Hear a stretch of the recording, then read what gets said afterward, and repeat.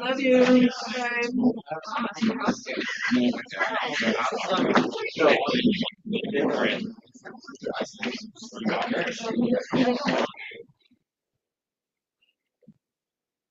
Bye. Yeah.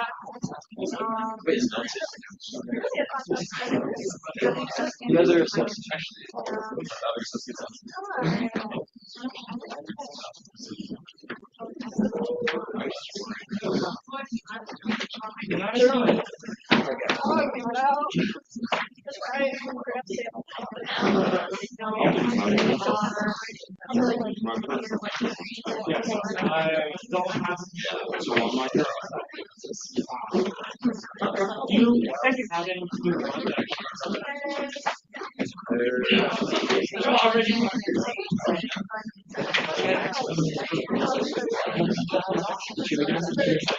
we have another associate.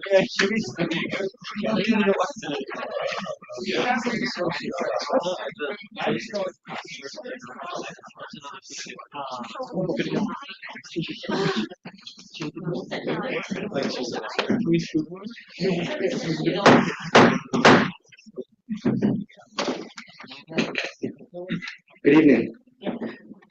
It is my honor to call to order the 25th session of the 54th Senate.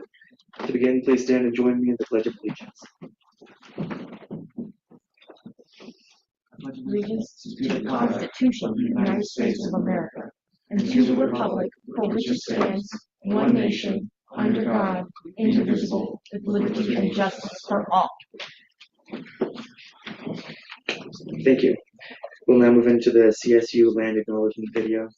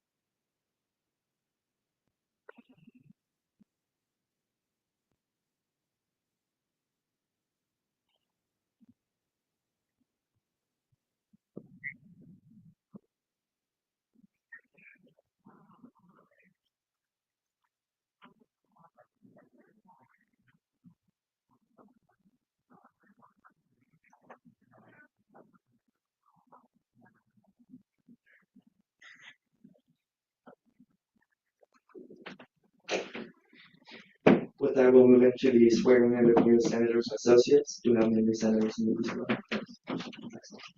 Yeah, you guys can come. I'll just stand up to the side.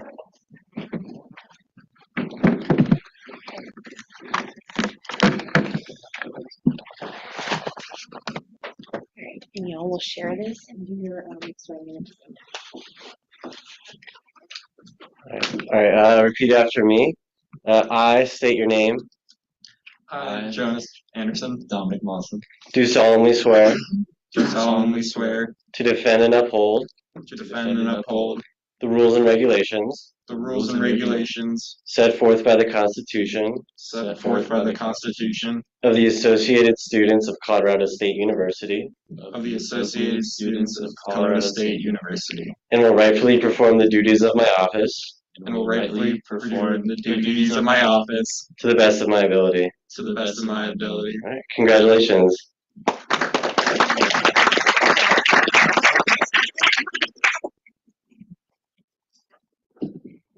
With that, we'll move into the beginning roll call. Speaker Taylor, Present. Speaker Pro Tempore Reese. Present. Parliamentarian Camberg. Present. Officer Kelly. Chair Laura Pardo.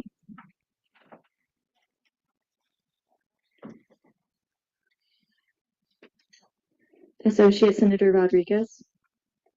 Present. Associate Senator Mendoza Hinojos. Present. Senator Melchior. Present. Associate Senator Jackson. Senator Bushell. Chair Miller. Present. Associate Senator Bataray. Present. Senator Diggs. Present. Associate Senator Macbella.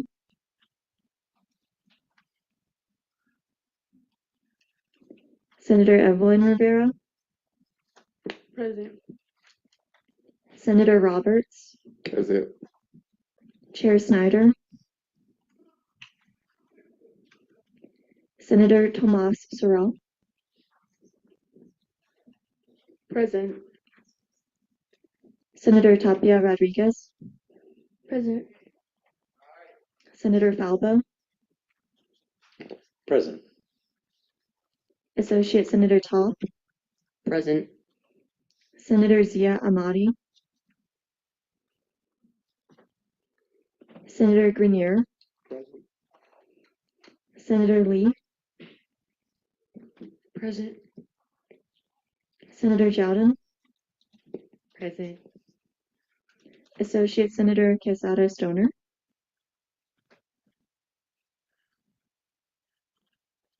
Chair Myers.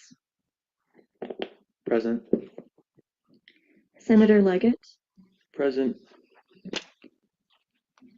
Associate Senator Brannick. Senator Yoslin Rivera. Present. Senator Alvarez. Present. Associate Senator Flores Perida. Present. Senator Adelaide.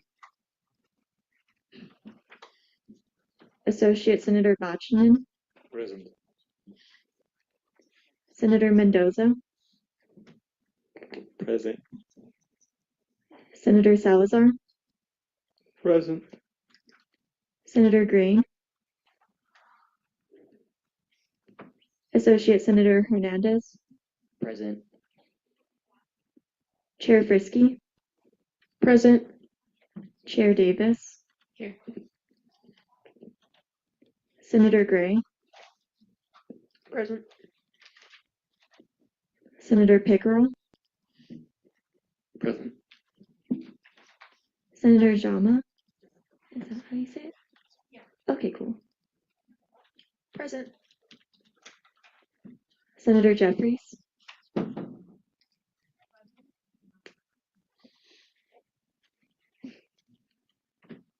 Chair Lutz. Present. Associate Senator Grube. Associate Senator Harris. Present.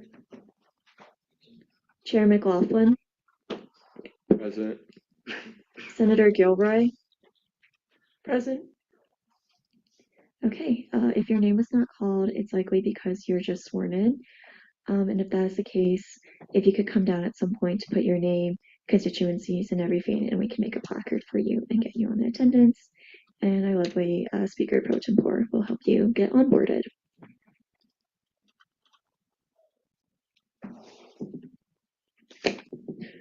With that, we'll move into the consent agenda. Do I see any dissent to the agenda?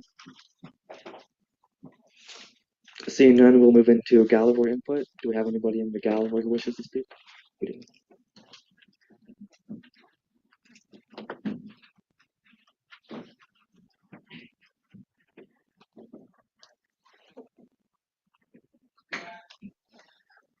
Okay, just a refresher, you have 5 minutes. If you would wait a moment till I can get back and start the timer, I would very much appreciate it. Thank you.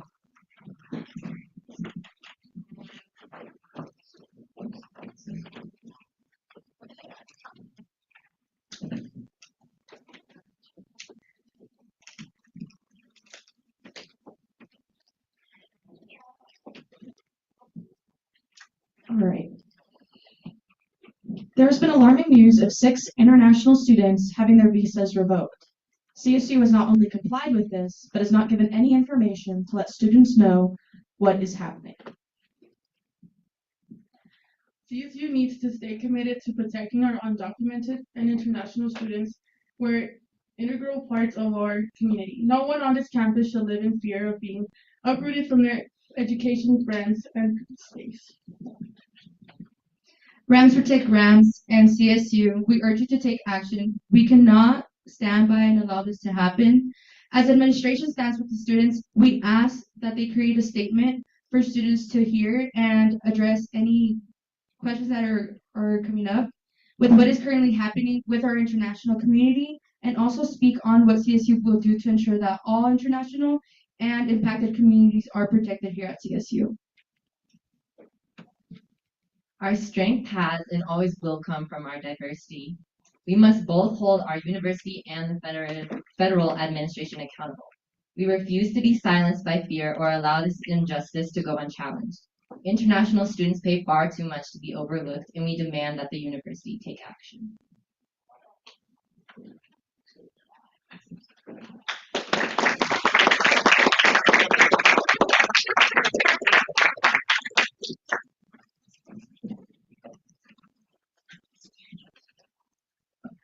I just have a quick reminder / announcement that on April 16th, that's a Wednesday, not next Wednesday, but the Wednesday after, at 5:30 p.m. to 6:30, so right up till the start of this meeting, there is the final offering for ASCSU employees and volunteers to get certified as responsible employees.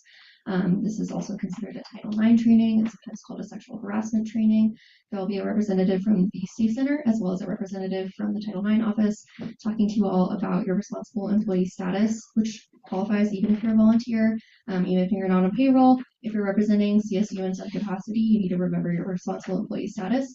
If you've already received a training like this before within this academic year for one of your other obligations, you are cool. You do not have to go to this.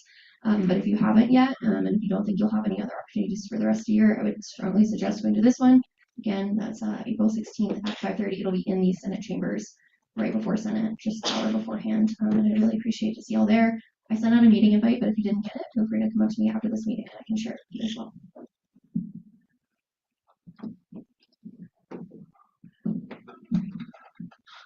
Hello, my name is Ian Ketcher, and I am a third-year student here at CSU. I am speaking tonight because I am angry. One of the reasons that I decided to attend CSU was because it claimed to focus on community principles of diversity and inclusion. Despite this, CSU has twice now complied without any objection to the unconstitutional policies of the Trump regime.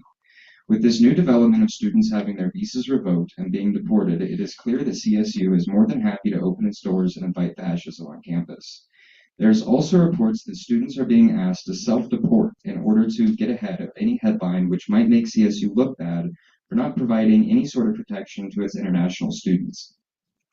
It is absolutely disgusting and outrageous that the administration can be so hypocritical. Despite advocating for diversity and inclusion, the moment a real threat occurs to these principles, the administration has folded. If action is not taken by CSU now or by us as students, we will see students be black-bagged by the State Department the same way that we have seen it occur at Columbia and Tufts and other universities. To add insult to injury, the school is refusing to elaborate on the circumstances of these revocations and have decided to once again remain as silent as possible. A few of you might believe that there is no recourse the school can take to push against the government overreach, but there is. The school has resources which it could have used to fight these revocations in court on behalf of these students and chose not to. These deportations are unlawful and will will not hold as such in a court or in a Colorado district court. However, it is much easier and cost-effective to abandon students than try and protect their rights to obtain an education. If the administration is working behind the scenes to protect students and their rights, then that information needs to be made public so students here know that they are being advocated for. I feel the reason that we haven't heard anything about this is because there isn't anything. I'm calling on ASCSU to immediately and officially denounce the actions of Homeland Security and the State Department, as well as the administration's seeming lack of any attempt to provide protection to these students. I also call on ASCSU to collaborate with student organizations to protest these hideous actions.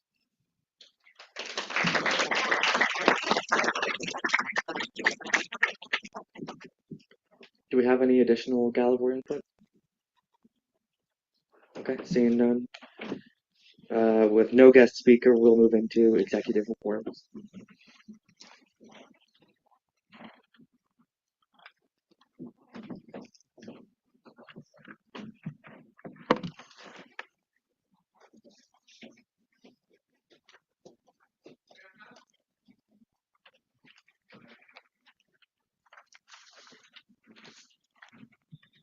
It's a one-man show today, I fear.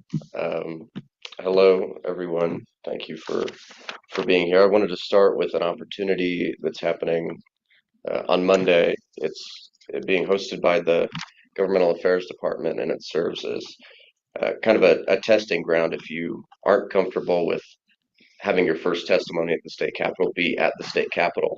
This is a great opportunity to have a training to kind of teach you the questions in which will be asked if you're testifying on a piece of legislation in committee. And so this will be in the Senate chamber Monday, April 7th from 2 to 3:30 p.m. And it won't be on a serious bill. Well, I think this is a serious bill, but it's one that was written by the Gov Affairs Department concerning the designation of the domestic pigeon as the official state bird of Colorado. Great piece of legislation. Would love to have you testify on it on Monday in the Senate chamber. Wanted to present an opportunity to all of you. Unfortunately, we couldn't make a Wednesday work with his busy schedule. But I've been talking to Congressman Nagoose really since I've been in ASCSU about having him come and be a guest speaker, because when he was at Boulder, he was actually in student government as well, and that's kind of where he got his start in politics. And so he will be here on the 11th in the Senate chamber at 3 p.m. And I'd really love everyone who can come to be there in student government, gain his perspective, and ask him some questions about what Congress is doing, especially the minority party in Congress, and how they are reacting to some of the things that were talked about today in gallery input. I think not only ask him about his experience in student government, but ask what they're doing now actively. He's number 4 in House Democratic leadership. He's the assistant minority leader. And so he's pretty high up in leadership. He has a lot of political power, and just generally, he's a really great guy. And so if you can make that time work, again, it's April 11th at 3 p.m. here in the Senate chamber. I had what I felt was a really productive meeting with Provost Underwood about exactly what was just talked about in gallery input, because it deeply concerned me as well, not only seeing 6 students from our institution, but around 10 across the state of Colorado actively having their visas revoked. Just for context, whenever anyone applies for a visa, it explicitly says that at any point, for whatever reason, whether justified or not, the Secretary of State can revoke that visa. And that's what happened to the 6 from CSU. 3 of them were from, 3 of the international students were from Kuwait. 1 was from Saudi Arabia, and then 2 were grad students who I'm not sure what their country of origin was, but they were deported, the ones from Kuwait and Saudi Arabia, for no other reason other than them being from the areas in which they were from, which I find fairly objectionable on a personal note. There have been some questions of exactly why this had happened, And these folks weren't politically active people. They weren't really even on social media at all. And so the idea that their political active nature was the reason in which they got deported is not the case for this institution. Of course, in places like Colombia, that was the case. Students, as it was said before, were given a number of options. They said, we can keep you at Colorado State University with the understanding that at any point the Department of Homeland Security can come and uproot you from your entire life here, whether on campus or at home. Or they said you can, we can organize things for you. We could reach out to your professors. You could continue your studies, finish your semester, and kind of get things in order on your own terms. And all of those students who had those options chose to do that, to finish out their degree remotely. They did that because there was an understanding that communication can be broken off when they are no longer here at the university. And so getting those things in order beforehand was what they decided to do.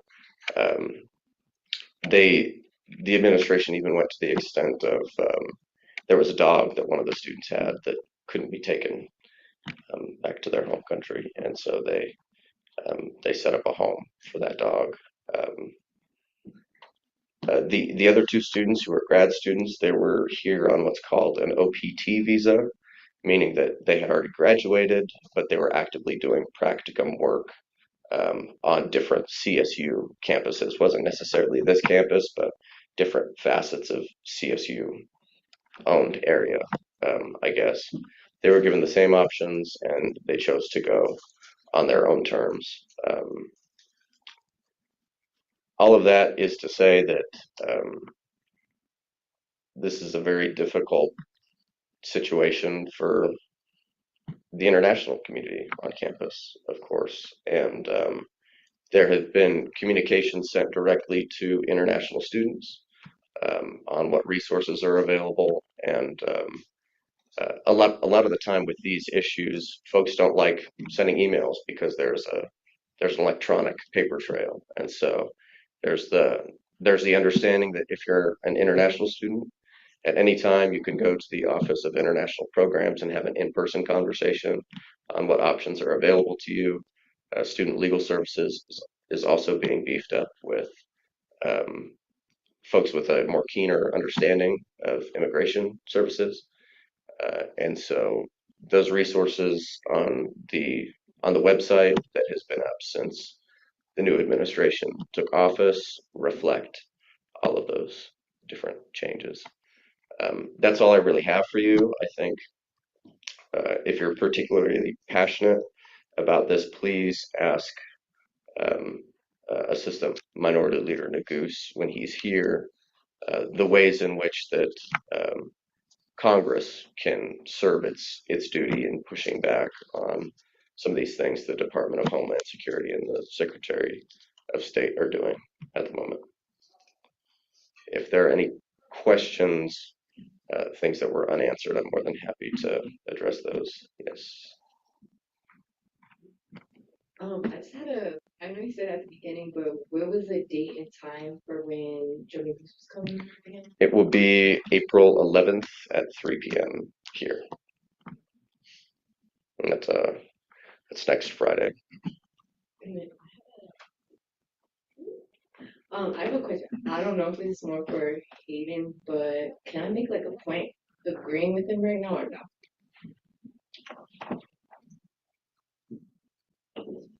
I mean, technically, this is executive reports, but you're more than welcome to do that in your executive report when we get to that on the agenda. Can we access that meeting on Zoom, or is that just like in person? I think we could definitely set up a virtual option just to observe as well. It's, and I'll be careful when I say this because I don't want to exclude anyone from the conversation, but really it's for student government to be able to interact. I don't want it to be like a public town hall meeting, if you know what I mean, but certainly we could have a virtual option available to observe, if anything. I was just asking because I'm out of state, Yeah. but I still want to go to see it. So it's Sure.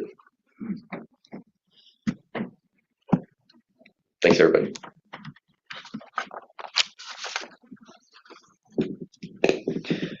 Then with that, we'll move into judicial reports.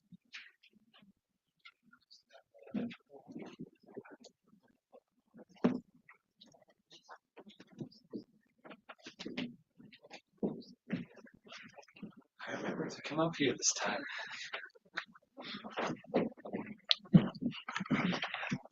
Nothing much from judicial. We are going to be working with exec now for RAM Know Your Rights on the 14th. There are plans to bring in Norco Valencia, which is a nonprofit legal service for immigration. So if you're interested in learning more about how you can involve yourself with that and knowing your rights, as the name goes, that's going to be a collaboration now in the works between Gov Affairs and Judicial. So we're really excited about that. If you have any questions about that, about working with their legal service, if you want to get involved in that, looking to go into legal path, talk to me. And yeah, I think that's all for judicial, my bad. Yeah, thank you. Thank you. With that, we'll move into legislative reports, beginning with officers. I only had 2 quick ones today. I was going to touch on that Title IX training that was mentioned too. That'll be on the 16th, 5:30 to 6:30, like was said. So please come to that. I'll be making a Teams announcement too as that gets a little bit closer. Additionally, I think the last session of the Senate will be on the 30th of April. So that means that, next week is the last week to submit legislation editing the Constitution, and the following week will be the last week to submit legislation. So if you have anything that you want to do, you should get on that quickly.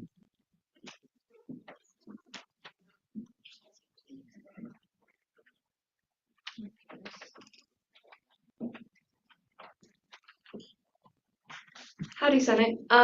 Okay, first things first, I was advised by a couple of our chairs to point out that we only have a couple weeks left of this session.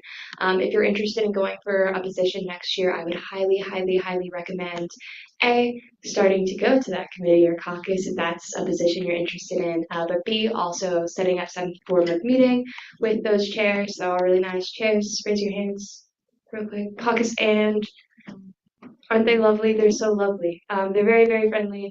Most of them respond to emails. JK, they all respond to emails. So make sure to meet with them.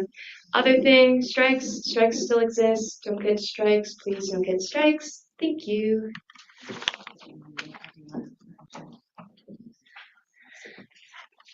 Hey, Brooke, just jogged my memory.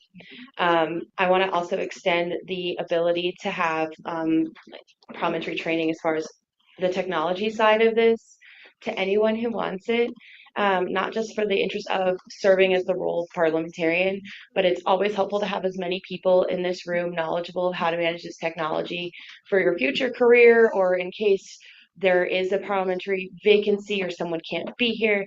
My door is open if you want to learn about how to do this role. I am putting together an extensive transition report and a manual. So fear not if you don't do that. There will still be resources available for you that I did not have. So if you're interested, please reach out. On the note of transition reports, funny chairs, funny anyone who holds a position, make sure you're also writing that transition report sooner rather than later. You want to make sure that the next person is well equipped as possible. Thank you, thank you, thank you, thank you.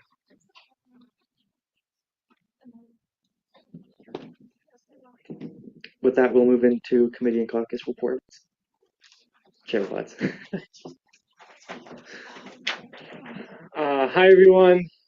Internal met last week. We didn't have any legislation, so we just really talked. Yeah, Fridays 11 to 12 in conference room. And as it was mentioned, if you are interested in my position next year, please come talk to me or send me an email reach out to me somehow, and I'm more than happy to talk to any of you. So yeah, and we will have a lot of legislation this week. So also come and give input on that. Thank you. I yield. Thank you. Chair Wolski.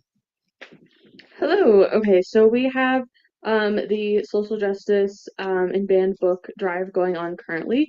There is a bunch of boxes in the office.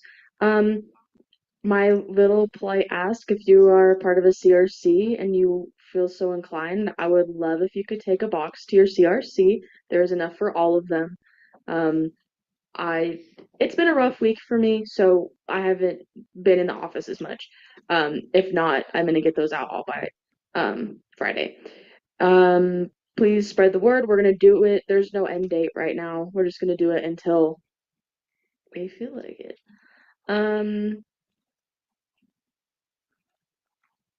I yield my time. Can't think of anything else. Thank you. Chair Davis. Actually, also on that note, if you don't have a book to donate, but you have a book you want to read and you don't have access to, there's still the form that exists. I'll send it in the Teams again. It's the like wish list. I have a few, but I want to, if we're gonna get them, we have to get funding. So I have to write a bill. So I need the books, that kind of thing. Anyways, Housing Caucus. Echoing what Brooke said, if you have any sort of interest at all in either leadership position or in housing, preferably both, this can be on or off campus housing, just kind of like advocacy work, come to Housing Caucus. We meet Mondays 11 to 12 a.m. Sometimes I bring snacks, which is really cool. And we have been working on a lot of different projects. And so there's always an opportunity to get super involved, or there's an opportunity just to have your voice kind of heard, either on a project or something that you have a concern about. We're always open to the students first. So if you have a concern, please come. Let me know. You can shoot me an email as well. And we are having an event partnered with the Center for Public Deliberation on April 30th. This is going to be what they call a living room conversation. So basically, we're going to have a few city officials coming, people who work in the housing sector in the city of Fort Collins, come to this event, and then we're also going to have, and they're going to be sort of a panel where students can ask them kind of questions about their work, how they can get involved within affordable housing in the greater Fort Collins community, anything and everything, basically affordable housing. And then there's going to be a discussion component afterwards where students can talk with other students and then talk with panelists if they'd like to, and just it's a solutions-based kind of discussion, and dinner's provided. So April 30th from 5:30 to 7:30, mark your calendars. I'll yield. Thank you. Chair McLaughlin. Let me pull up my notes. Budgetary Affairs Committee met yesterday. We did not have any new legislation. However, we reviewed or previewed Lex 5420 and provided comments to the author. We've also just been working on general educational material. And yeah, that's all for our committee. Thank you. Senator Breyer. Hi friends, I hope your week is going so good. So I have a couple things here because all my funny people are missing. April is National Autism Awareness Month. Congratulations everybody, we've made it to April. This is the Disability Accessibility Week at the SDC. On Thursday, we're having faculty responsibilities for electronic accessibility with the ATRC.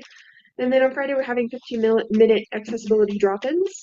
And then finally, get your final exam accommodations in by April 14th. There will be no exceptions. Good luck, friends. All right, bye-bye. Thank you. Chair Miles. Oh, did you? Okay, thank you. DEI in the conference room from 2 to 3 last Friday, as per usual. It was so much fun. We saw Lex 5419.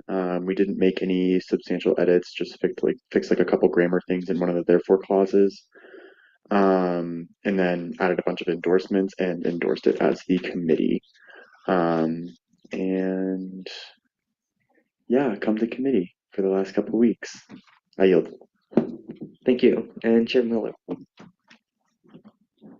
Hi. University met last Thursday. We saw Lex 5419, and we made some edits to make sure things were consistent with the rest of the Constitution, as well as like making sure things were referenced correctly. So nothing too big. Pretty please come to committee Thursdays 2 to 3 p.m. Thank you. And with that, we'll move into Senator and Associate Senator reports. Go ahead.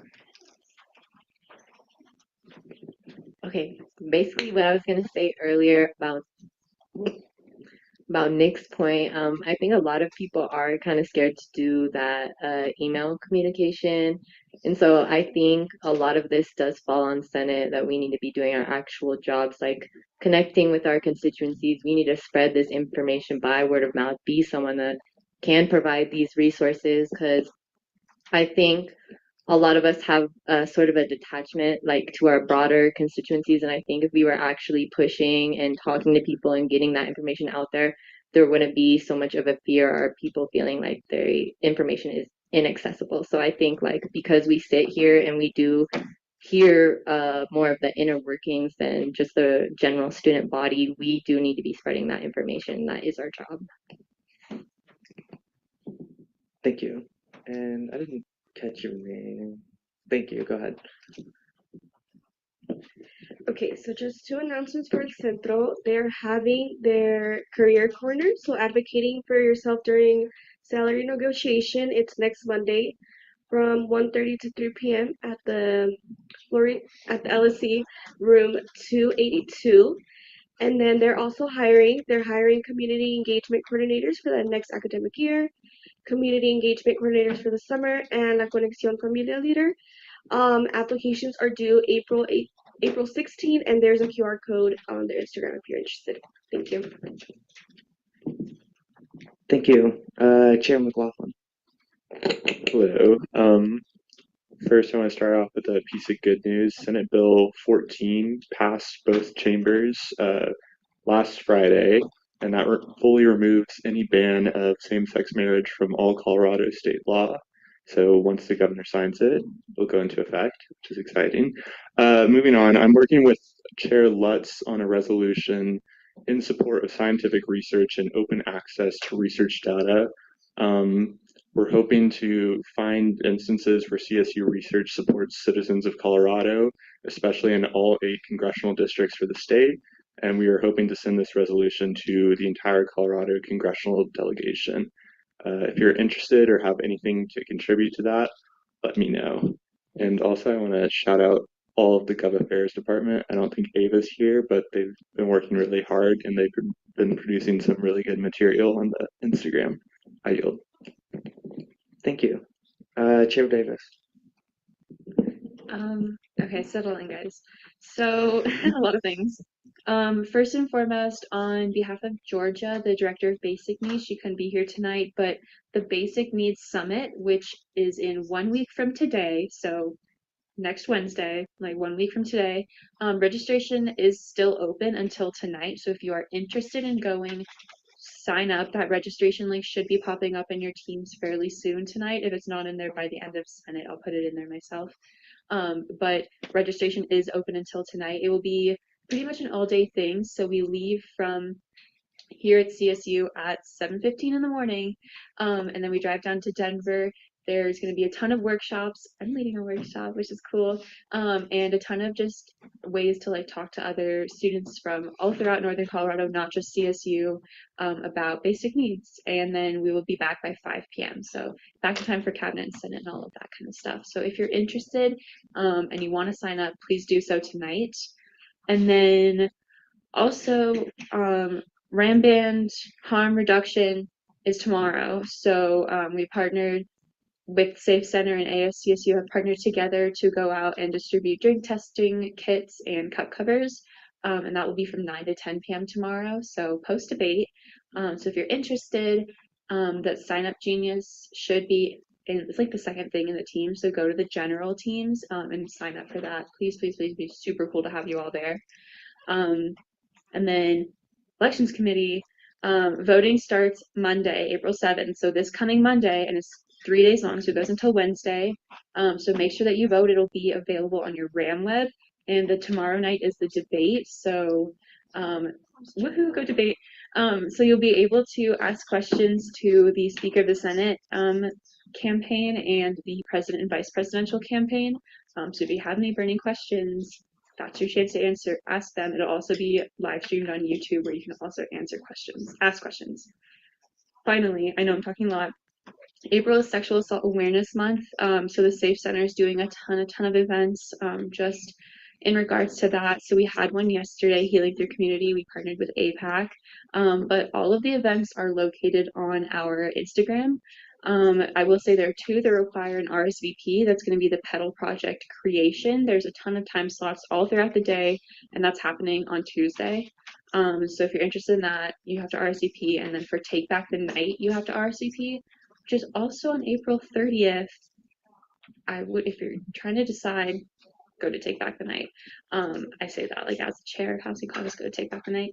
But that'll be from 6 to 7:30 p.m. in LSE Ballroom C&D. That also requires an RSVP. And if you're interested in speaking, performing like poetry or a song or art or anything like that, submissions are open also on our website. So not on our Instagram. So go ahead and look at that, new stickers and all of that. And I had something. Oh, also come get a blue ribbon from the Safe Center office, and I'll be bringing some in tomorrow to this office as well, just to show your support for Awareness Month and survivors on campus. I yield. Thank you. Chair Forsky. Okay, so this is a personal ask. One of my classes right now, I'm taking Feminist Solidarity, and we have an art exhibit coming up. So if any of you, anybody in here artists of any sort,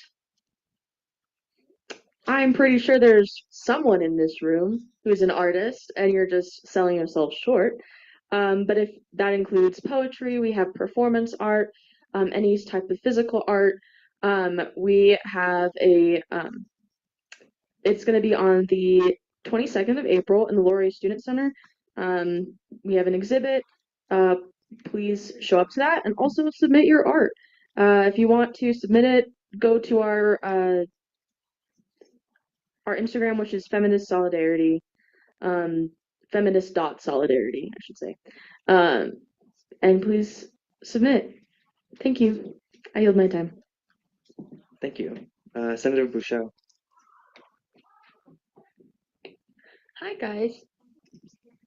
April is Apita and Swana Heritage Month, and I'm gonna list a week's worth of events. So tomorrow there is De-Stress with Dogs, and that'll be from 1 to 2 p.m. in LSC 372. And then on April 8th, which will be next Tuesday, there's a Try to Understand the Hijab in the APAC office from 5 to 6.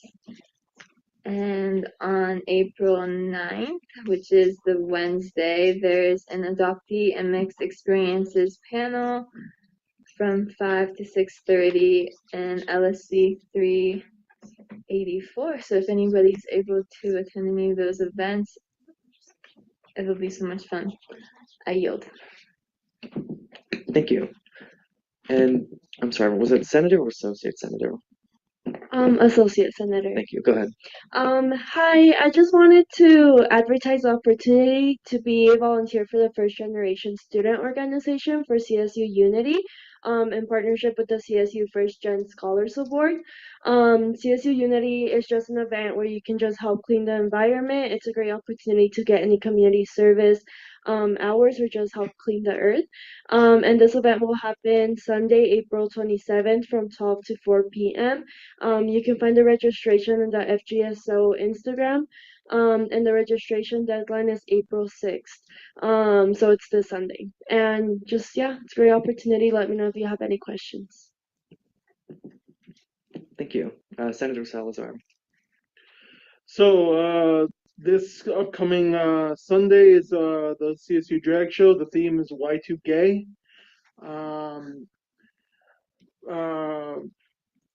On April 9th, we're gonna have this bring clothing swap at the Pride Center, not the Pride Center, at the LSC Plaza and at rooms 226 and 228 in the LSC. It's going to be from 10 to 2. The queer prom is on April 25th from 8 p.m. To 10 p.m. at the LSE Theater. And then the Lavender Award ceremony is May 2nd at 5:30 p.m. at the Laurie Student Center Theater.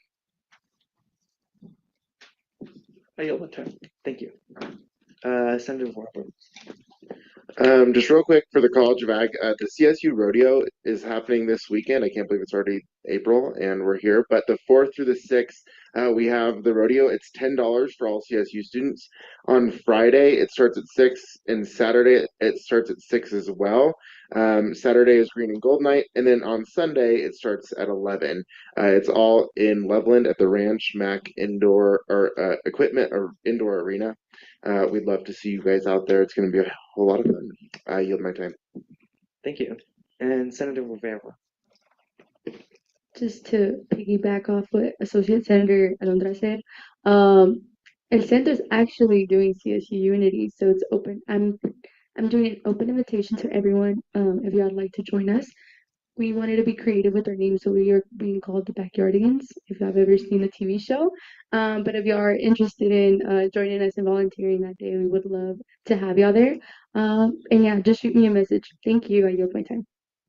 Thank you. With that, we'll move into conference business with 2 hours on the conference clock, beginning with Lex 5419.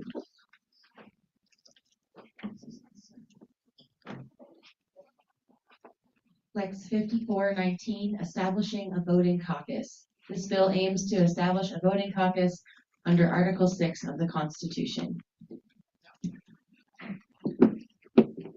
And did committees make edits to this?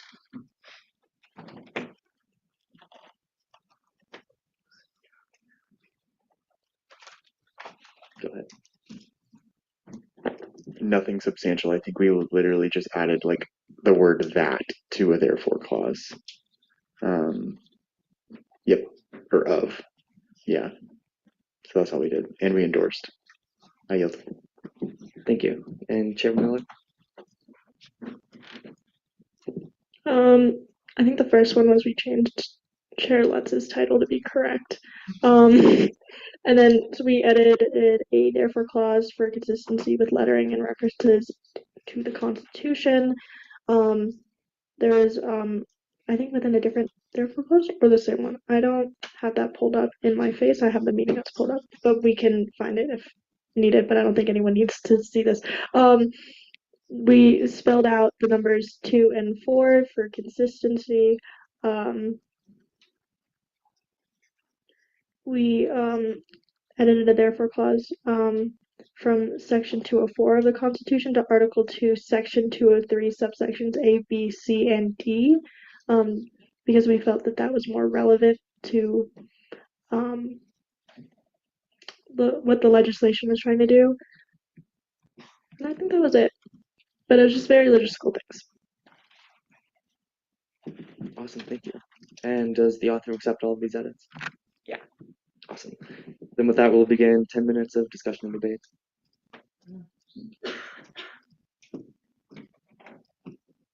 Okay. I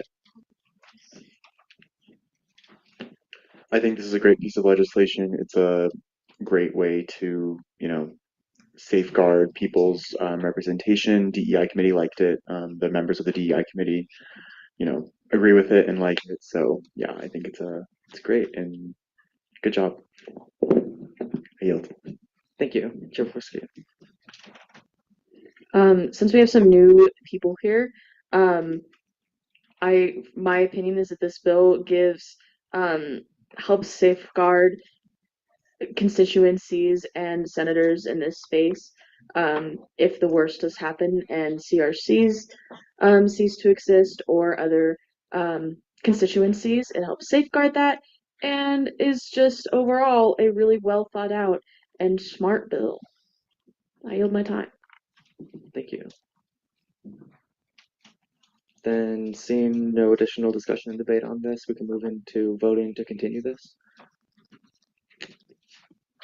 Chair McLaughlin. I motion to approve this legislation by voice vote. Do I see any dissent to doing voting by voice vote? Okay, seeing none, we'll do this vote by voice vote. So all those in favor of continuing this legislation, please say aye. Aye. Those opposed say nay. Any abstentions? Awesome. And this will be sent to the Internal Affairs Committee.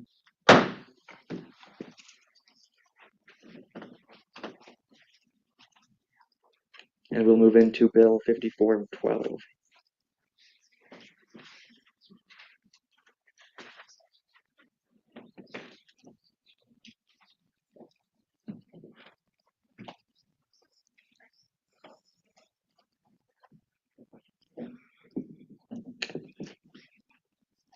And did committees make edits to this?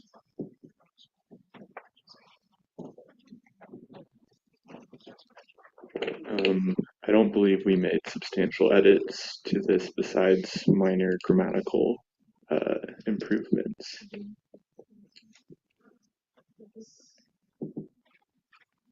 Go ahead. We made a few edits. I know you were there when we were making the edits, so you can fill in the gaps if I leave some. But basically, we changed all of the instances where it said ceremony to celebration to be consistent with what El Centro wants. We rounded up on the money to make accounting easier. We deleted that table in order to be like more vague and not like basically not show everything going on with this, just to current climate and all. And then I believe that was it. And then we endorsed it. I yield. Thank you. And do the authors accept these edits? Yes. Yes. Excellent. And with that, we'll open up 10 minutes of discussion and debate on this. Oh, so I wanted to ask, if anybody needs me to clarify the table, please ask, and I'm more than happy to do so. Chair Forsky. I was just gonna say the vibes are good. This is a great bill. Is there anybody else that wants to speak? Cool. I motion to previous question. Do I see any dissent to that motion? Seeing none, we'll move into voting on this.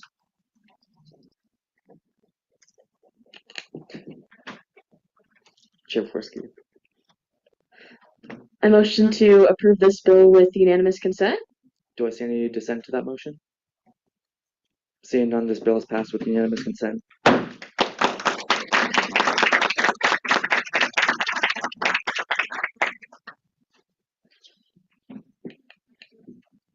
And we'll move into Lex 5418.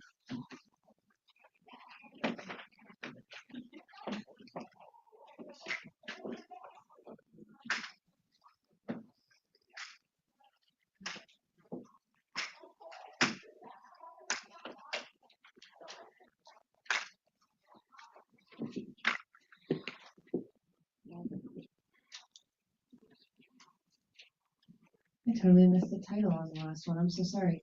Lex 5418, Budget Sunshine Act. This Lex amends the ASCSU Constitution and Senate bylaws to improve the visibility of ASCSU finances and increase public awareness and input during the budget development process. Did committees make edits to this? I can speak for my committee. We did not, I believe. It's been a while.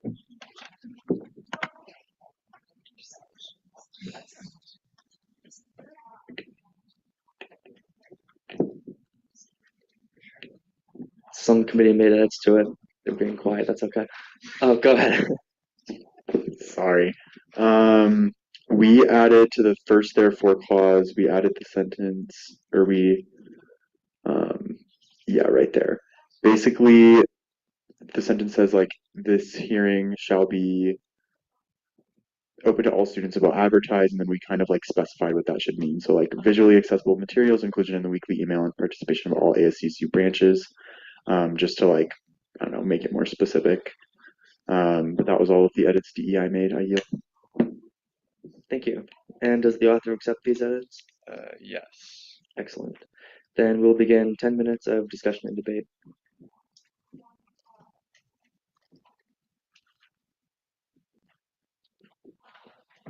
I think it's a beautiful bill. That's all I got to say about it as the accountant.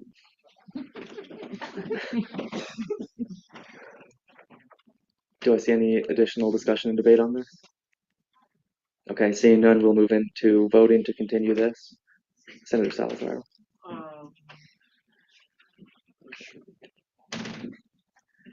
Motion to approve this with unanimous consent. Do I see any dissent to that motion? Seeing none, this is continued with unanimous consent, and that will be sent to the Internal Affairs Committee.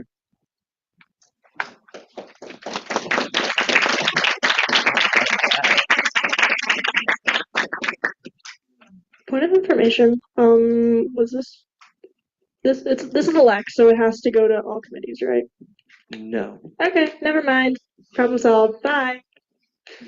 No, I'll answer that a little bit more fully. That seems to be a kind of common misconception that ledges need to be sent to all of the committees. They do not. Cool. Then with that, we can move into new business, beginning with Lex 5423. Yes. Oh yeah, that's right. I just have You. Yeah, I know. Yeah. Okay. Do you have some reason to be before? Oh, yeah.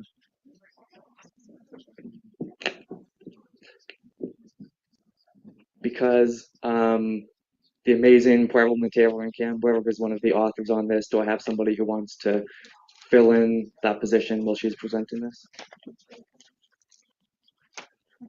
Yeah, go ahead. Thank you, by the way. Really quick, I'm just gonna show you two things. We'll be pasting some of the floor edits from over here, but we don't have to do that right this second. Oh, and then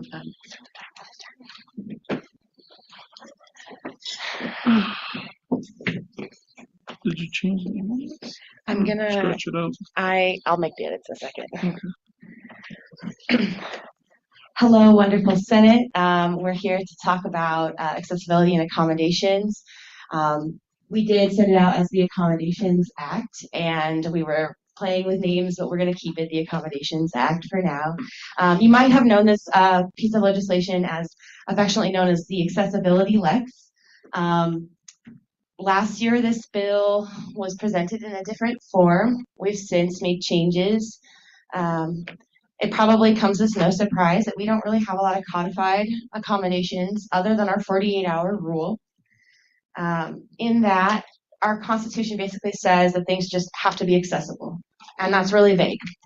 And what has happened is when it's been brought up that something isn't accessible, there's sort of an argument about it, and it has led to some frustration from SDC senators in the past. And there was a continuous sort of battle to like what accessibility is and what we should be doing. And there was some hostility when this was originally presented. And so we've taken some time to reevaluate what's in this bill, or this Lex, excuse me, and make the appropriate changes and come back with a more unified interbranch vision. So we had sent out two versions, a clean version and then this with all the edits, because we're going to go over what was changed from last year, just for full transparency, so you know, for those of you who didn't see it last year, what we're looking at going forward. So do you want to speak to some of the issues that you had originally with the bill? Well, first of all, I want to thank both the folks up here, Senator Melchior and Parliamentarian Camberg, for continuing this conversation in this piece of legislation. I guess the core of it, making things more accessible, especially events that ASCSU hosts, that was never really objected to. But I guess the way in which it's done and how it's done, those were the finer details that we really wanted to make sure were correct before we move forward with this. From an executive cabinet perspective, a lot of my traditions folks, really everyone in cabinet, some form of their role has to do with event planning. And the concern with this bill in its original form was that it mandated certain things for event planning without necessarily consulting with the folks who would do that event planning or exactly how that process worked. And so, as it was said earlier, that this bill has gone through, this Lex rather, has gone through a number of different iterations. And I think this is really the best piece of legislation we have seen in this sphere in a while. And I'm really proud to support it. I'm a proud collaborator with it, and I endorse this bill because it's a good bill. It essentially ensures that any event on campus has accessible portable walkways, so that if there is an event on the grass that is away from a concrete sidewalk, folks who are wheelchair users can access that event in a line of visibility that is pretty on par with any other able-bodied person. And so, again, really great bill. I want to thank both bill sponsors for this. I don't have much to add, other than this year I've had a heavy academic load and had to take a step back from this. So I want to say thank you to everyone who's collaborated on this and continue to push for this and to help make us more accessible. Okay, so we're gonna get into the nitty-gritty here. I'm gonna take a step back so I can see a little bit better. If you want to scroll through, we're just gonna hit some of the edits. We lay some background about why this is really important. ASCSU is one of the few RSOs that is charged with having membership of literally every single student. If you're taking a single credit, you're a member of ASCSU. So we just set some groundwork for explaining that we have to really focus on not discriminating in any way or excluding anyone based on their based on any of those categories. So we can keep scrolling down. We had, so the ultimate change here, this first therefore clause lays out 10 different pieces. If you'll keep scrolling just a little bit, 10 different accommodations for our events. It looks like we changed a whole lot. Really, we switched 10 in one. So first and foremost, to say that this is not an exhaustive a list of the potential needs of disabled students and even non-disabled students. Like sometimes I'm pushing a stroller around campus, and portable accessible walkways is another way to create universal design. Okay, whoa, too fast. Okay, so first and foremost, that requests for accessibility sent to event coordinators should be handled with discretion and priority. And be permitted to be requested anonymously. So if ASCSU is hosting an event and you say, hey, that's probably not going to be accessible for me, you could reach out to an event coordinator. They have to handle your accommodations request with confidentiality and all of that. The next we changed paved to firm, stable, and non-slipped even walkways.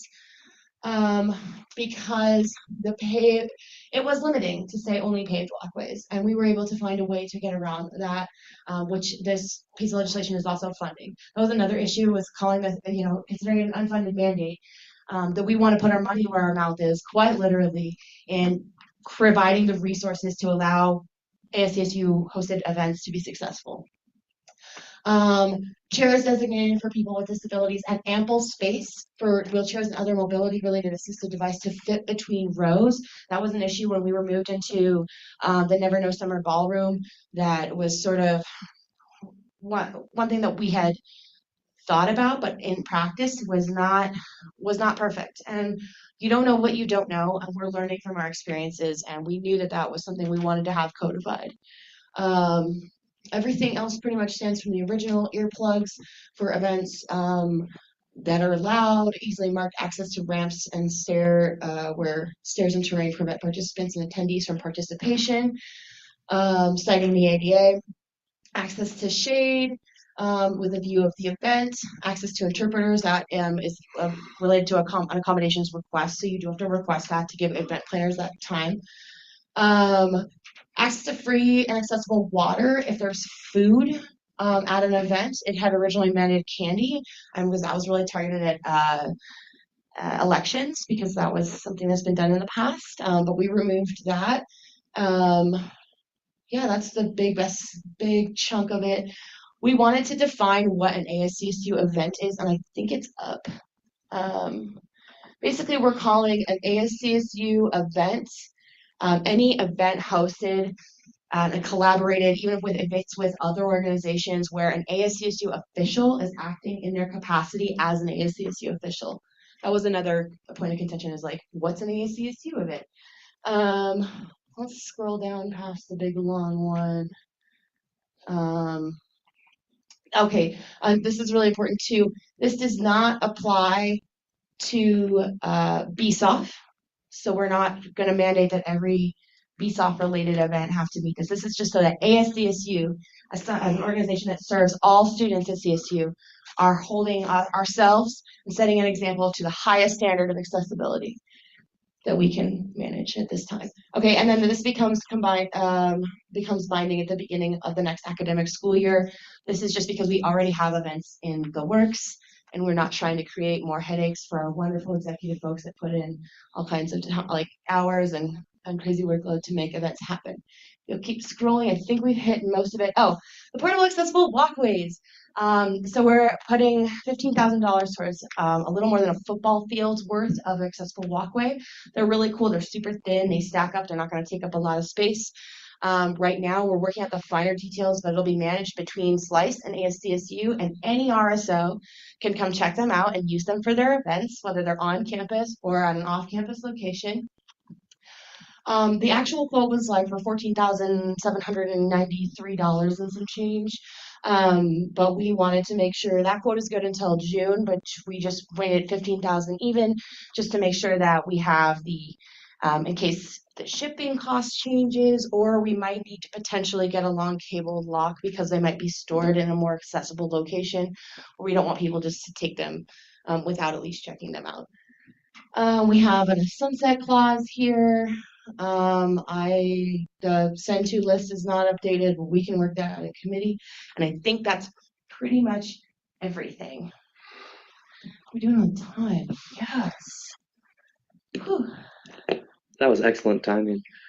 With that, we'll open up 10 minutes of Q&A. Senator Wickett. Just one question. Can you pass the paper around so we can endorse the bill? Yes. I mean, Lex. Thank Yes. you. And I really like it. It's not really a question, but I yield my time. Thank you. Thank you. I will send the thing around. Chair Davis. There we go. I have a few questions actually. I think it's cool though. Just in terms, it's mostly has to do with funding. In terms of like the funding aspect, because it's a Lex, does it have to be a separate bill to fund this kind of thing because it's still changing the Constitution? Like, should it? I don't believe so. I can answer that, no. Thanks. If you want me to explain that and expand on that, I can, but simple answer is no. Yes. Okay. So what the Constitution says, Lex, is, this is kind of fun. I get to get this out of the way. I was going to do this in a minute anyways. The Constitution defines a Lex as being needed when you would have both a bill and a resolution. And so because this is a bill, it's allocating funding, and it's also amending the Constitution and doing those kinds of things. So simple answer was no, because it has the elements of a bill, which include funding.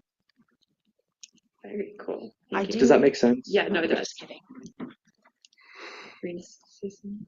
I do have a couple endorsements to throw on there, but if we're gonna send out, actually, never mind. We're gonna send it on paper. We can do it in committee. I have more questions. Yes, I'm also curious just for one of the therefore clauses that it becomes binding at the end of next academic year. Why so late? Like, why not now? Or Oh, okay. I think it should be, it's saying at the commencement, so at the beginning of next year. Okay. I know it's weird. I literally had the same thought for commencement, and I immediately went to graduation, but no, literally the beginning of commencing forward into the 2025-26 year. Cool. And then the last thing just has to do with like the walkways themselves. I'm just curious if you like, it's a two-parter. Do you know where they're going to be stored? Okay, so we went back and forth. This is what held us up for so long as how it's going to be managed. We are tentatively, this is not set in stone yet. We were looking at long-term storage, and so needing someone from Slice or ASCSU to take someone down to check them out. But what we're looking at potentially doing is housing it in the pantry. So they'll be locked. You still need to come in and check them out. They're not just like a free for all. Hey, everybody, just come and take our stuff. But in a place where um, it's as easy as possible to get them in and out of the building and to use community space. I haven't talked with Georgia for sure about we've had a ton of conversations about what else can go in the pantry. So that still needs a little more work as far as like stakeholdering, making sure that we're not taking space that might be used for something else or there's already plans for. But we are gonna figure it out between Slice and ASCSU. Cool. And then also along those lines, I'm just curious, like how many events do you think you're gonna use these? Not in like a shady way, like a curiosity.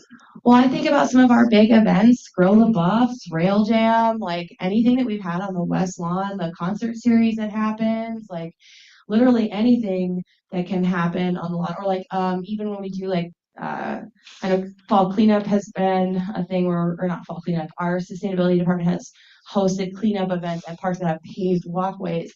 But if you wanted to utilize any other park space at any other event, um, we'd hopefully like to include in RSO training a little piece about how to be accessible and citing some of the things that we're setting an example as ASCSU.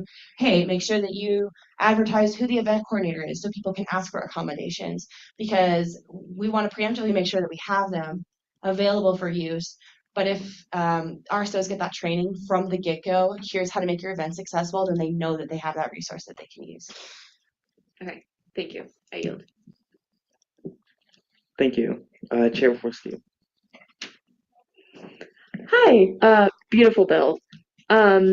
My question is, just because like the wide range of disability and all that entails, have you sent this to specifically like the Disability Center, as far as like making sure it's as encompassing as possible? I know you can't like include everything because that's not realistic, but just like as many points of views on that as possible.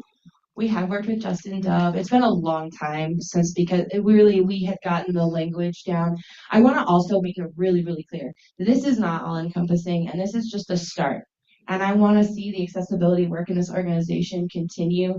But right now we have nothing but the 48-hour rule. So I know it's not perfect, but it's as far as we can get right here, right now, to start making sure that beginning of the fall next year, we have set the standard that ASCSU is going to be a leader in accessibility. Beautiful. That's all I have. Is anybody else on the list to ask questions? Yes, we have a couple. Okay. I yield my time. Thank you. Chair McLaughlin. Because this is a capital investment, do you have any information about the longevity of these, the portable accessible walkway products? How long they'll last, when we might need to replace it? Yeah, there we go. I don't know. I'm sure it has to do more with use. We did include in the quote additional connectors and handles because we know that that's what's going to probably get worn out the fastest, not the actual tracks themselves. So I don't have an entire answer for you other than we've provisioned in this legislation. The quote was sent out in the weekly email. It's actually in a tab on the other side, I think. Not my email, not that one. But it was sent out in the weekly email. The quote that we were given from Access Tracks, which is a really cool company. You should check out their whole mission and how they were started. They were started by students who designed this product because they had a need on their campus. So love to support them. But yes, we thought about wear and tear. I can't give a time frame. It'll really come down to use. I yield. Thank you.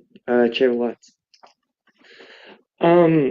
This is, I don't know, maybe just a me question because it's my special interest in ASCSU, but how does this relate to college councils? Because technically they are a body of ASCSU, but they are allowed self-governance and self-regulation. So how does this specifically apply to them? Well, you just said it. They have self-governance. This is really, if you're hosting an event in your official capacity as chair of internal affairs, that is completely different than you're operating within your college council. Thank you. Thank you. Senator Gilmore. Hi. I was wondering if you could clarify, like, as far as the accessible walkway, the amount, like, why not less? Why not more? So, kind of where you got that number from? We wanted to at least be able to span an entire football field.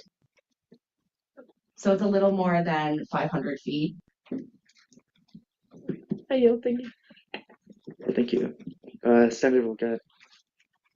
Hello again. One question. When people request these ramps for events, will it be a first come first serve, or does ASCSU or college sanctioned events have priority over them? Or how does this work?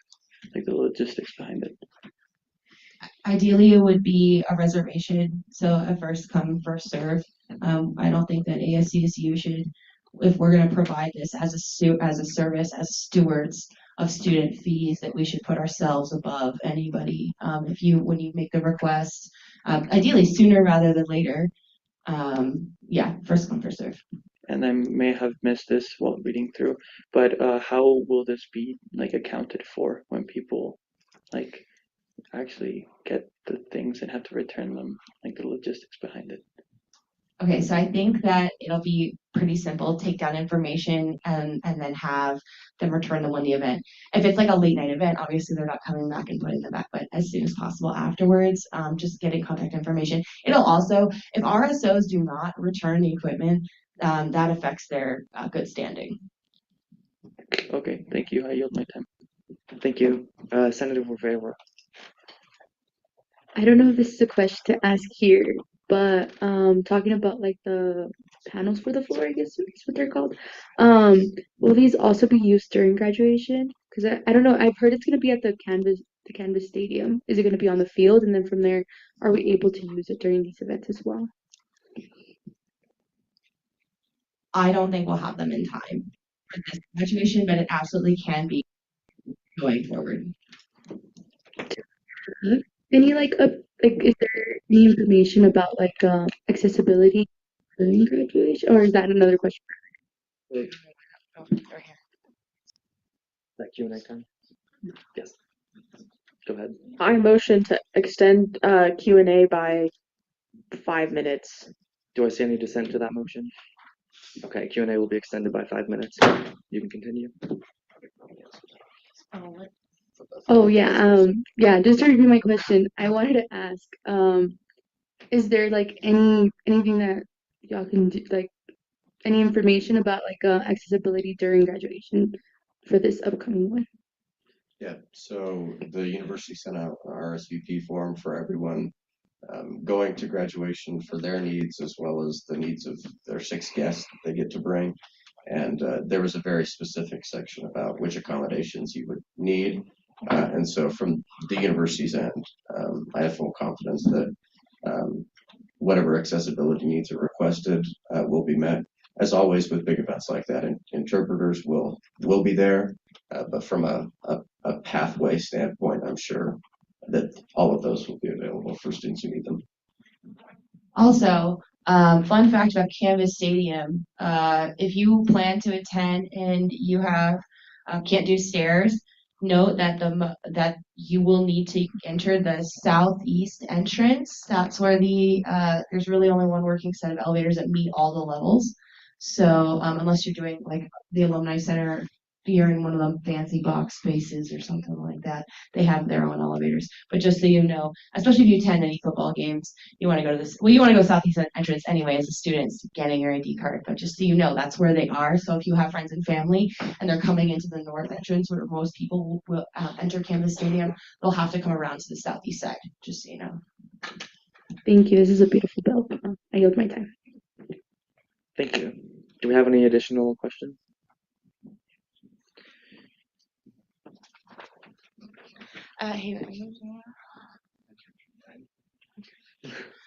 So no. Okay. Then this will be sent to the DEI committee and Internal Affairs committee. I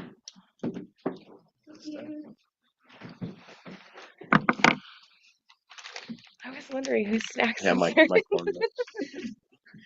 I'm sorry, you said DEI and internal affairs? Yes.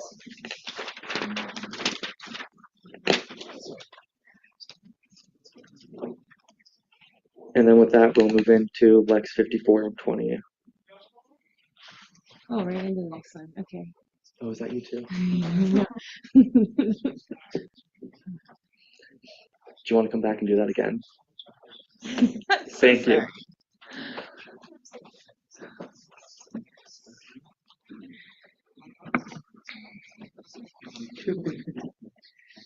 Okay, so just so I think I numbered the accommodations Lex wrong.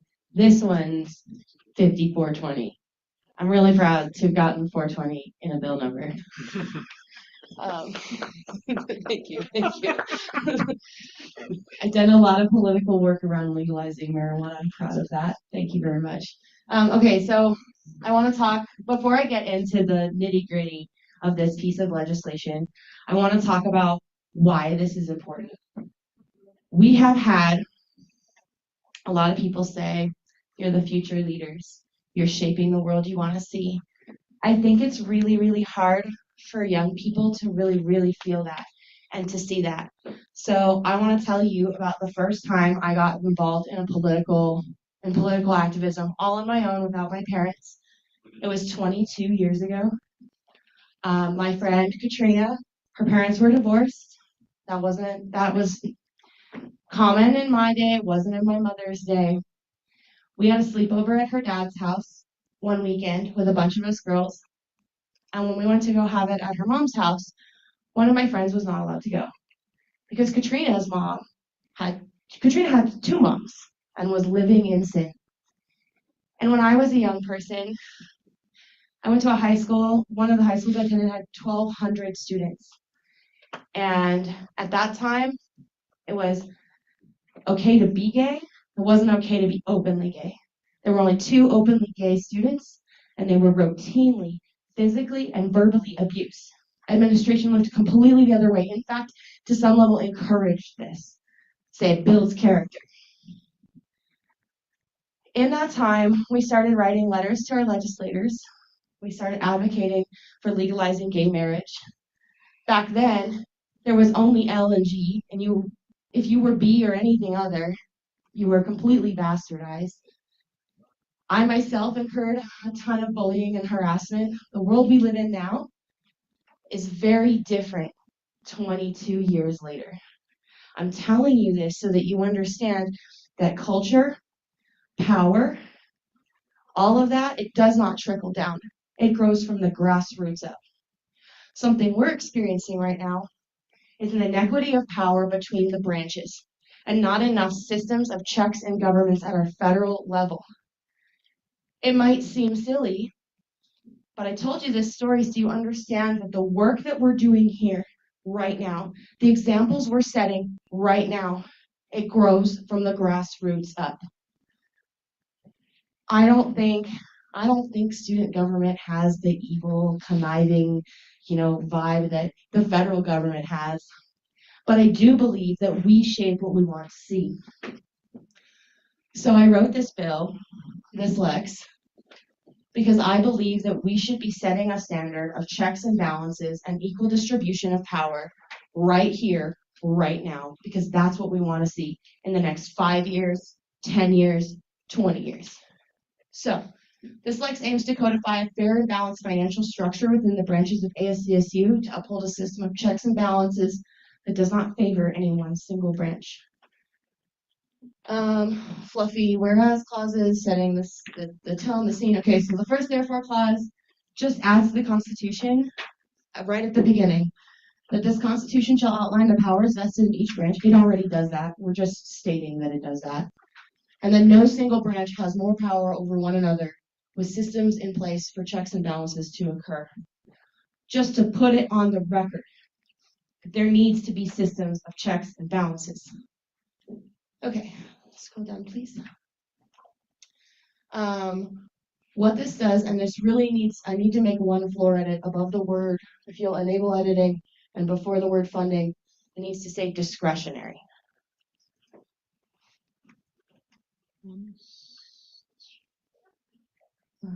Right beginning of that B section there. Right here. Just put, if you just put discretionary, yep. Okay. Discretionary funding shall be allocated equitably among branches based on their operational responsibilities. The legislative and executive branches, as the primary public-facing branches, shall receive equal appropriations, while the judicial branch, as the oversight branch, shall receive funding proportional to its adjudicatory and administrative needs. What this means is that when the budget is being set and the president and vice president decide how much money each branch gets, that they have to split the discretionary money right down the middle. I know a lot of you feel like in order to mimic the federal government that the Senate should have the power of the purse. Well, we do when it comes to passing a budget, but that's a whole nother thing.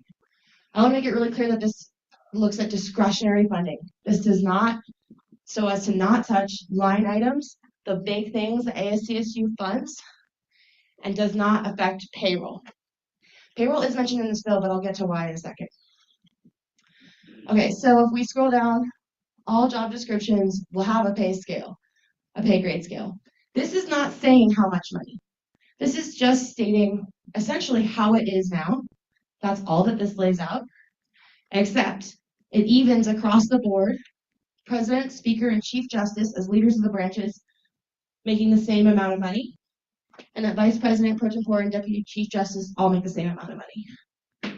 It also calls for the pay scale to be set by the branch leaders, that they have to collaborate together to make sure that in total they're not breaching the 22% that can be allocated to salaries, in order to make sure, this is really, really important, one executive gets to decide how many positions and what they're paid and leave out Senate in that conversation, they get really close to that 22%. And then the legislative branch cannot give raises, cannot create new positions, none of that. Other than the 2 to 3% that's supposed to be adjusted for inflation that doesn't even cover inflation. So that outlining that job descriptions have to have a pay grade, that the branch leaders will sit down and decide what the dollar amount will be for each pay grade, so that no one branch is favored over another, and that they will present at the time of the budget, the long bill. If you'll scroll down, let's see if I'm missing anything huge. Let me scroll back up for a second. Yeah, I think that for the most part covers it. It's actually really not changing so much in funding. And it's not about taking away any money. It's really about ensuring that student oversight. It's not a couple people with P cards that get to decide how money is spent. We are only legitimized and authorized to take student fees because of this representative body. So I believe that's everything as far as the content of the bill and its intent. I am done presenting. We will begin 10 minutes of Q&A. Chair Wolski. Oh, I really don't like that you called on me first. Okay. Can you explain a little bit behind the reasoning of it being split down the middle instead of, because from my understanding, like, you're wanting more of a collaborative effort. My view would be more like a collaborative effort of deciding how much money executive and Senate needs instead of just splitting it down the middle. Do you know what I'm saying?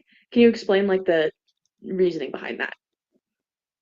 It's for transparency and accountability, that nobody can say, oh, this person has more power over the other, that there's not a power struggle for how should we split the money, that no one or two individuals get to make that decision, that it's really just this is the fairest way to do it without, again, this is just touching discretionary funds. So not to say, let's cut ASCSU entirely in half. But for discretionary funds, it's also not to say that exec can't come to Senate, so that there is more oversight, especially for really big ticket items, just to make sure that students' fees are really truly, we are really taking our stewardship over student dollars really, really seriously. I guess my follow-up question is then this year, how is discretionary divided up as it stands? If anybody has that number or can get it.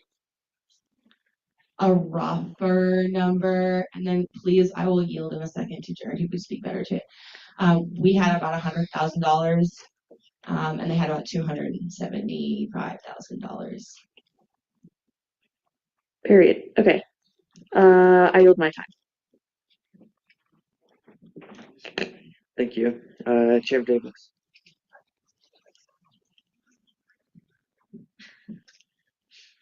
There we go. I've a few questions. I guess similarly to that one, kind of going off of that, in one of their 4 clauses, which is the one that says Article 9, Section 902, subsection B, and then like the funding shall be allocated equitably. When you say that like funding should be allocated equitably and then between legislative and executive, but also based on their operational and like proportional to their operational responsibilities, do you think that that creates like a contradiction just based off of the amount of like money for, let's say, like events and kind of stuff that exec uses compared to us? That's a really good question, because equity is not the same thing as equality, right? Okay, so here's the thing is that right now, as it stands, there is no checked power. So the executive can grow itself at any rate it wants.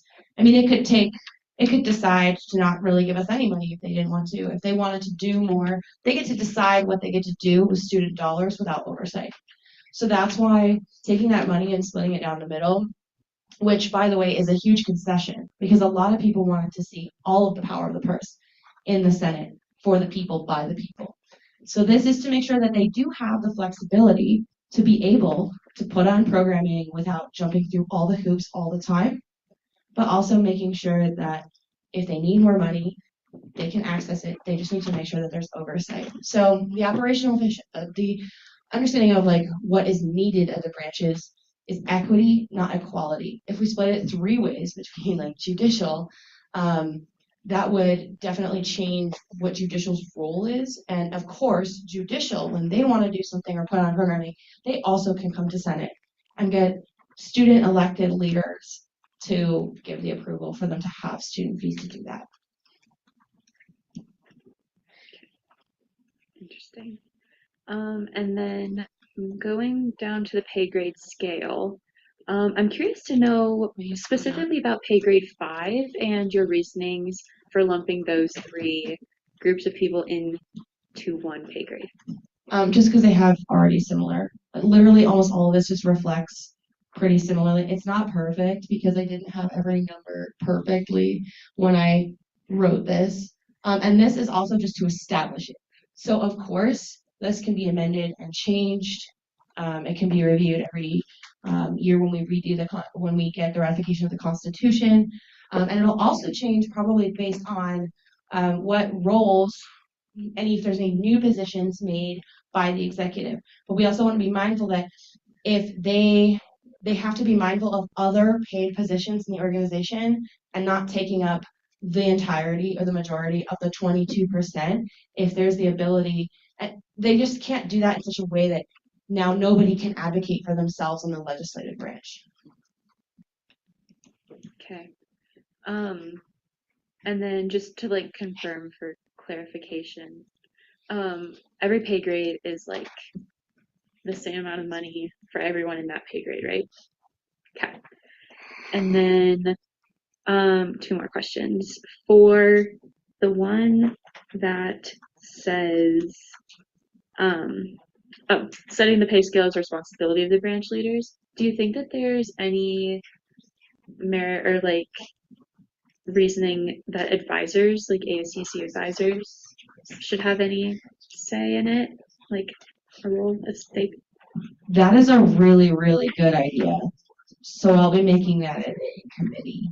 The idea was just to make sure that there's a voice at the table for all three branches if they are in any way anticipating changes in payroll or staffing or anything like that, that they're all working together to make sure that we don't go past that 22% and that every voice is at the table when that conversation is being had. Okay. And then I know I take out a lot of time. I'd like to motion to exhaust the speakers list. Do I see any dissent to that motion? Okay, seeing none, we'll exhaust the speakers list. Great, thank you. My last question is going back up to the top, talking about the separation of powers clause. I'm just generally a little bit curious to know more about that, why you think it's necessary to put that in the Constitution, and then whether or not you would say that that's different from having a system of checks and balances, or if they're like both necessary to complete each other, and like just your reasoning behind separation of powers and outlining that specifically in the Constitution. You make a good point about them being related, then maybe they both should be mentioned. I'm not going through and defining all of them because there are so many intricacies to this organization, but besides the obvious ones of like veto power, the oversight power, you know, like there are also more subtle intricacies, which is why it's not laid out. But I want to make sure that it's in the Constitution and stated as a concept that we believe in and stand by to set an example for not just ASCSU, but what we want to see in the world that we are actively creating every day. So I think that to answer your question, a system, it probably needs to include the words checks and balances as well, because they are intertwined. Okay.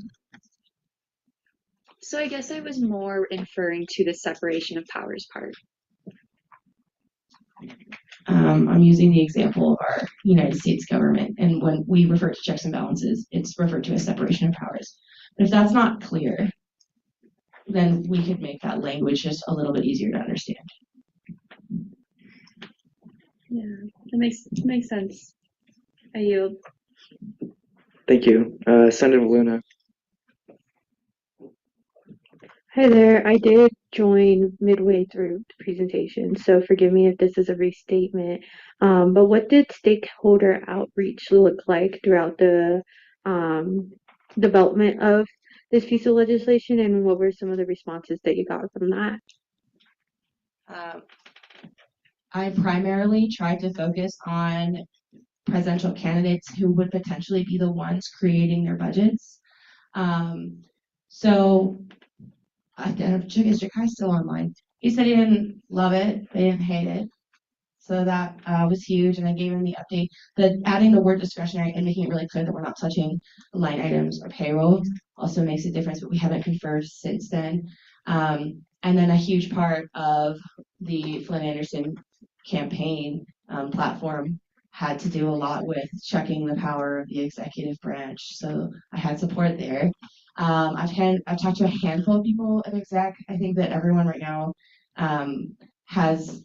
I think there's a lot of immediate fear when you talk about checking a branch's power. And like I really just want to make this really clear. We're not talking about taking away funding. We're moving oversight to student elected leaders and not just a handful of individuals. So I think there's naturally some pushback, but I primarily focused my outreach to those who would be making a budget potentially next year. Going into that, at any point did you contact any of the current leaders of any of the three branches, or how did that look? A handful. There are a number of people who contributed to this legislation that wish not to be named. And I'll leave it at that. Okay, good to know. I yield. Thank you. Chair McLaughlin. Just because someone or you brought it up earlier, exec has, if I did my math right, $134,500 in discretionary spending for this fiscal year. I want to clarify something, that the Senate does have the power of the purse. No money gets appropriated without our approval, so we do have that power.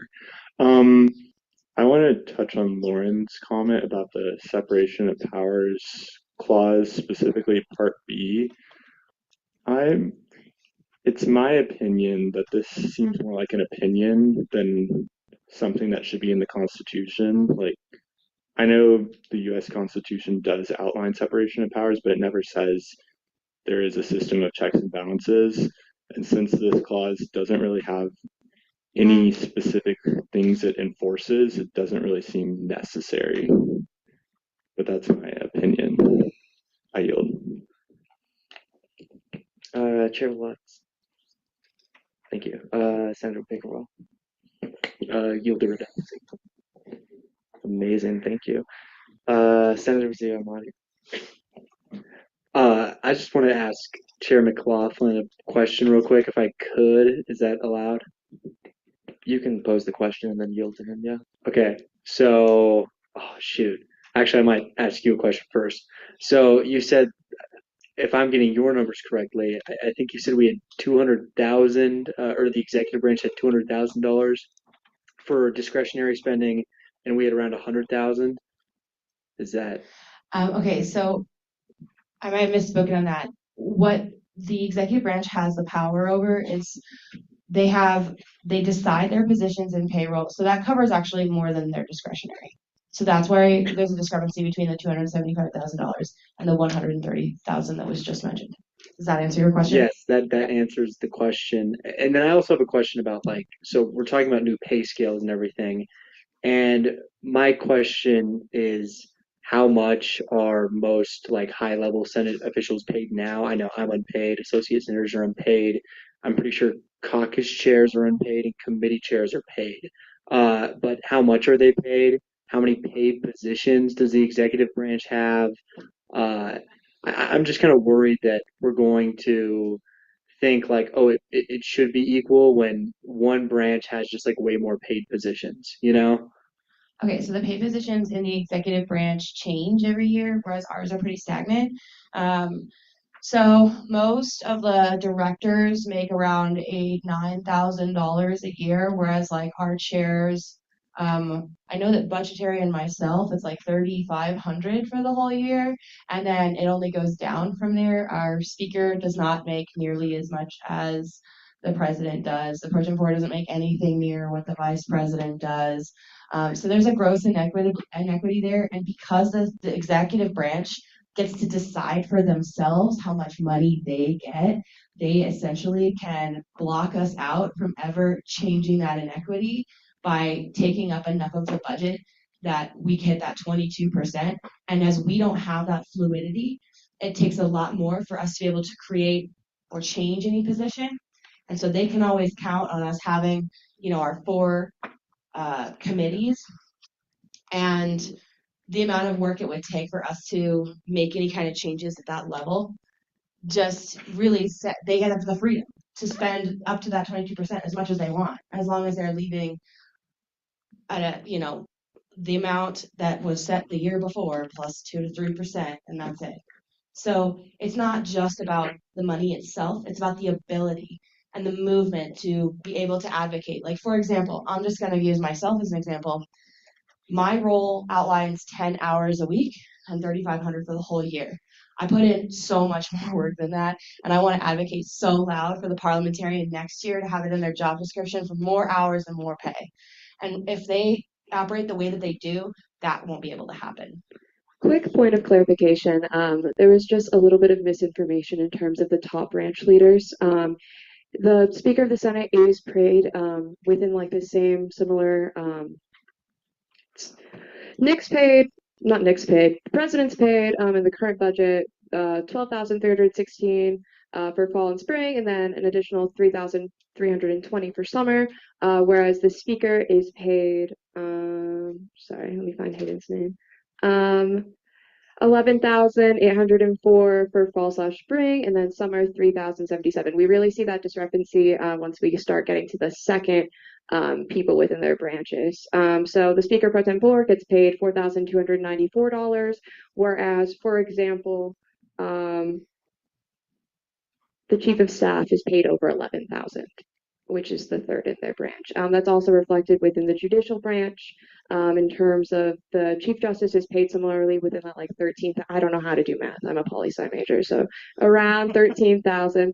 Whereas the Deputy Chief Justice is paid like 8 grand in comparison to again the like 4 grand for the second highest paid position within the Senate for clarity.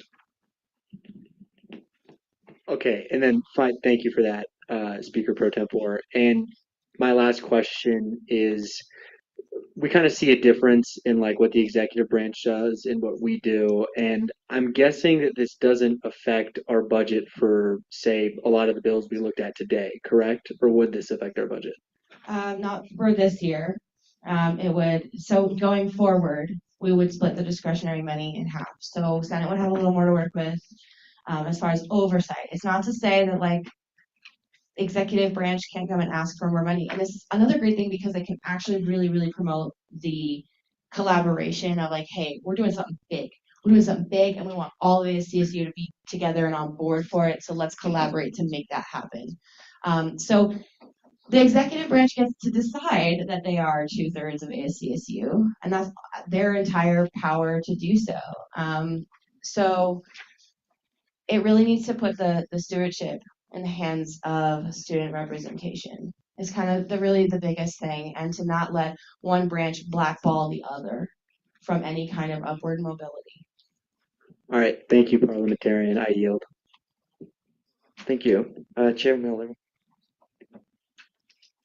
Hi. I was just kind of wondering how like this can be like enforced in terms of like what decides how much judicial gets, because it seems more so like executive and legislative's money is more clearly outlined where you could potentially short judicial because it's not as clearly outlined. So I just want some clarification on that. Yes, so we still have our elected leaders who essentially decide the budget, and what judicial usually typically gets is based on what they've needed in the past years. So this does not explicitly take away the power of executive, who's still going to come and present. It is still the Senate who will have to ultimately approve the budget.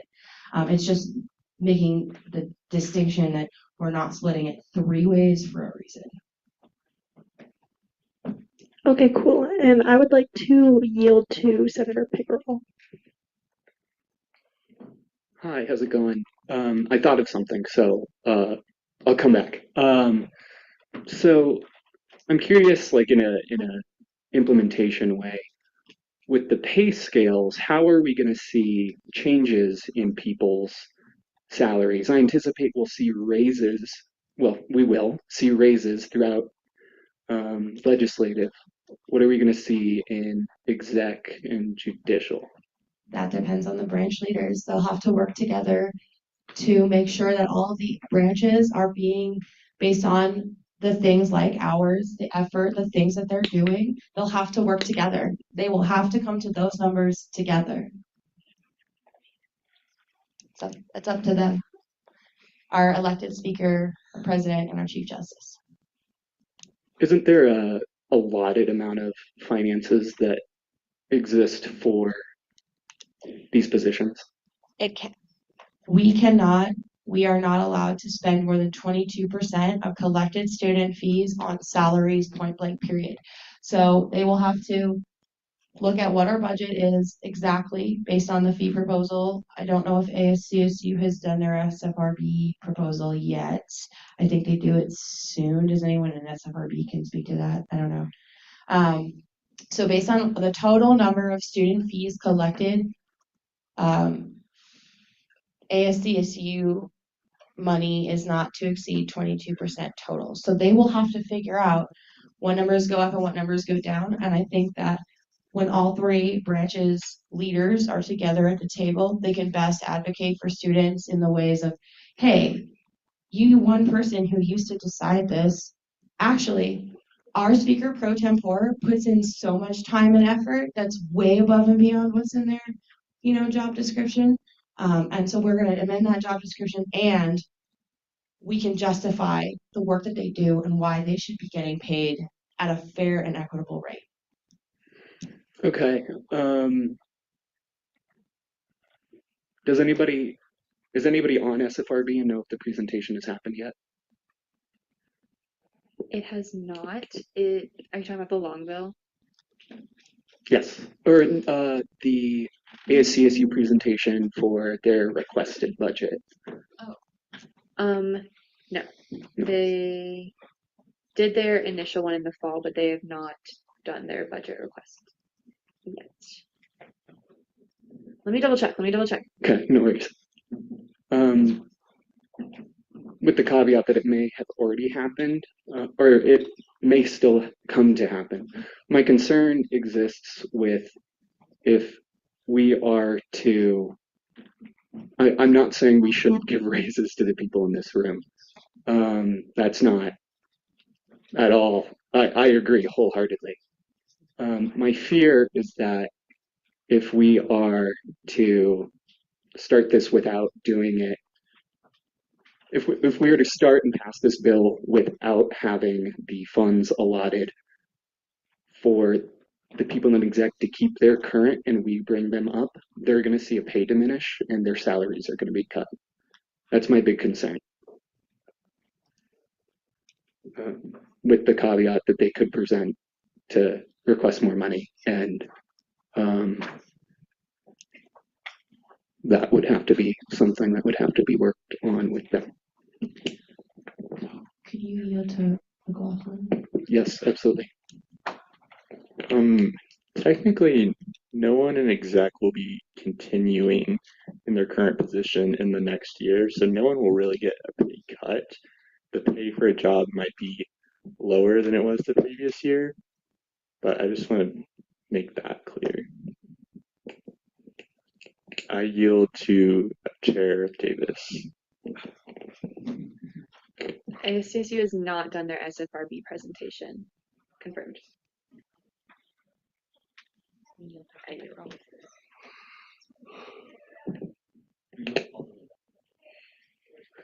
And I believe that all began with Chair Miller. Did you have any additional questions you wanted to ask? No, I do not. Excellent, thank you. Then we'll finish it off with Chair Forsky.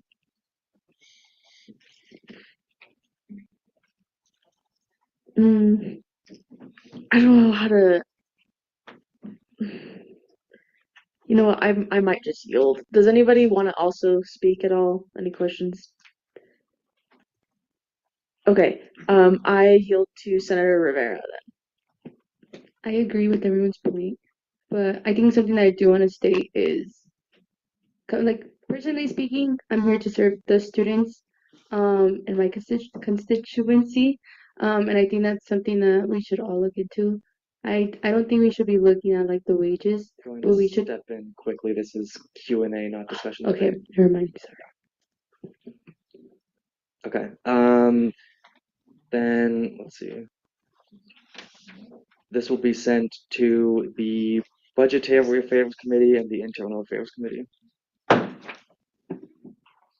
Senator Wilgath. I motion for a 5-minute recess. Does that motion have a second? Second. Do I see any dissent to that motion? Okay, seeing none, come back in 5 minutes.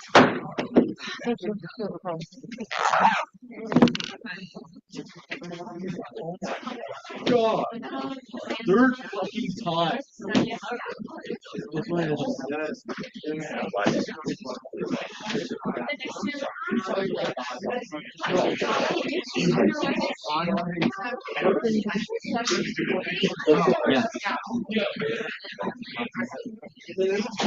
I know, I love it.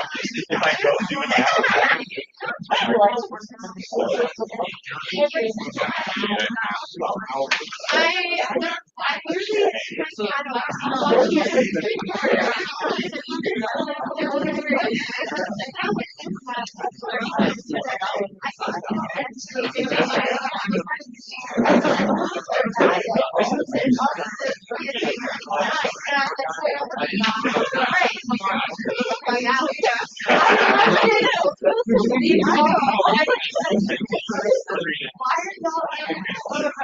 why are you coming here? It makes sense. But yeah, I can ask you a question. More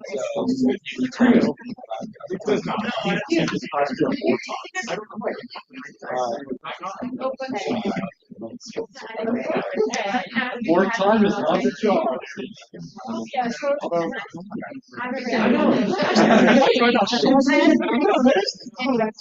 The time is not the job. It's 54:20. I know it's job out of order.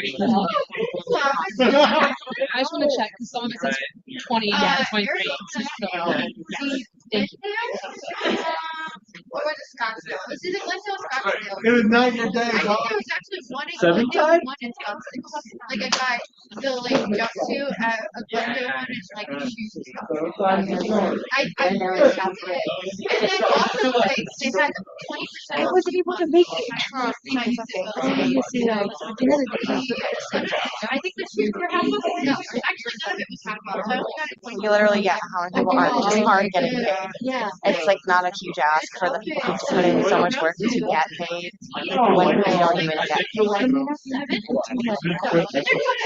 Is there like it literally just shows like they have to do a little bit of money like when we've done it without getting paid at all. You know? Yeah. And I'm like, The number of paid positions in Senate is so small. Look how much bigger we are. Yeah. And we actually legitimize the organization. Yeah. Girl, you keep going. Don't let them diminish you. Don't let them. And Don't like let them never. never. It's also like if they're here to get paid, then they're here for the wrong reason. Right. Because we're here to serve our students. And like senators are literally doing that, serving their students without getting paid. Right. So I'm like, if you're looking for money, then go get a job. I think a lot of people are scared to touch it because they won't get an exec. If they're going to apply for an exec position. Gotta work against that. Which I think is such a bummer. I wouldn't apply for anything. Yeah, well, you know who it's I shouldn't have dated that while I was over there. But yeah. I talked to you. Yes. Next week now. Stop. That is my favorite. Last Senate they were showing sweatpants. I just wanted to come and say you're doing awesome. Thank you. I appreciate it. I appreciate it. Jocelyn took something really good. I wish it was the same so she could At the end, we'll have it, and we'll have the discussions in committees. We'll work out some details. I really, it was put together quickly, and so yeah, it's got to get combed through. It's got to go through the process. We'll get it where it needs to be.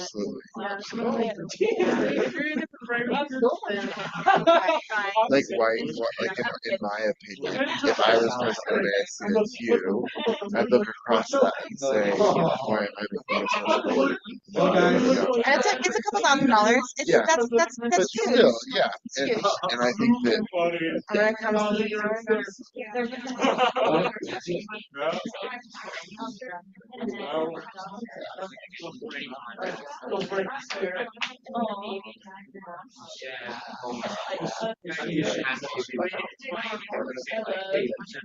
I think it's a legislation. Alright, it should be like 10 minutes. Well, both of the changes, the one I'm presenting with Dave and the next one's just myself, they're both very minor edits. One's adding something, one's clarifying something. Incredibly minor edits.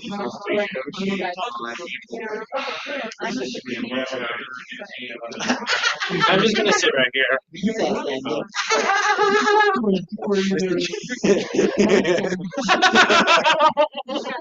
Every time Cindy looks at me, it's like just of concern and shock. It's crazy. Should I wear that? Yeah. I have a propeller hat. I'll present the legislation. Can I present? Like we're talking, yeah, we're like, it's so funny. I said in the chat. Yeah. And we're still. Yeah. 360, I think. So yes, it's the floor. Come to me, everything. Did you do the gap already? Yeah. Yeah. Can you do it? Let me sit right here. I'm doing it. Yes.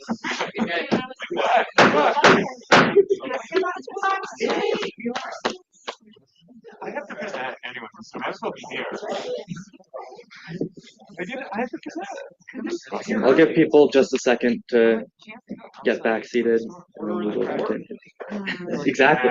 Come on, like I'm a comedian. Fired. Whatever. You're no longer PC. There will be order in the court. You're no longer PC. You're no longer PC.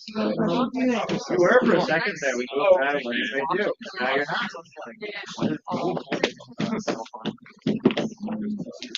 No. I know. Thank you. I'll try. Then with this, we'll move into Lex 5421. And because I'm an author on this, I'm going to step out of the way.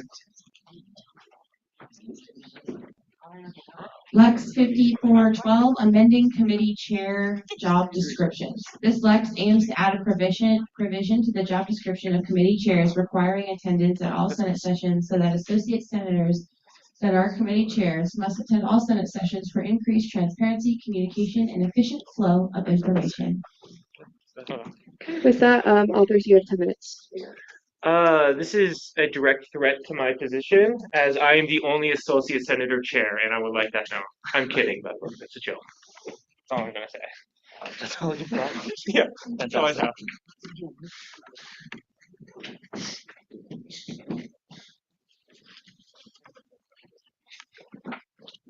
Wait, I want this one.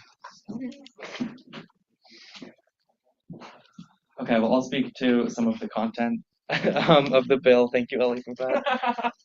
This is a piece of legislation that Chair Vletz and I decided was needed. We've had some issues in the past, not only this year, but also in previous ones, with committee chairs who serve as associate senators only coming to the 1 out of every 3 meetings mandated of them instead of each of the meetings, and that kind of makes some issues with communication and keeping committees up to speed on what they should be doing, and also keeping the Senate up to date on what committees have been doing. So we also had legislation passed. It was the 52nd Senate that made it so that associate senators who serve as committee chairs can vote instead of not being able to vote because they're associate senators. So that was one of the things too, but that was a little bit of I think an oversight with that legislation, just in kind of ensuring accountability too out of those people. So this is some of why we have this. This is, you may have noticed, a Lex. I did my best to outline in the whereas clauses why this is a Lex. It's complicated and technical, and it doesn't mean a whole lot, but I'm going to explain that just a little bit as well. The Constitution says that a Lex is needed when a bill and a resolution would be needed, and the Constitution also specifies that the job descriptions of Senate positions need to be in the Senate bylaws. To amend the Senate bylaws, you need a resolution. To amend job descriptions, you need a bill. So to amend the job descriptions of the Senate, technically you need a Lex. That's why this is what this is. The Constitution also specifies, and I can pull this up if people want me to, that a Lex will follow the procedural rules most equal to what it is. And so because this is just a simple bill and a simple Lex, both of those resolution, thank you. Both of those only need 2 readings and they pass by a majority vote, so that's what this will be also. That's a little bit of the context of that. Did you have anything you wanted to add content-wise? Not serious. Okay. But I think that's all that we have. Okay, with that, we'll be entering a 10-minute period of Q&A by the first raised placard.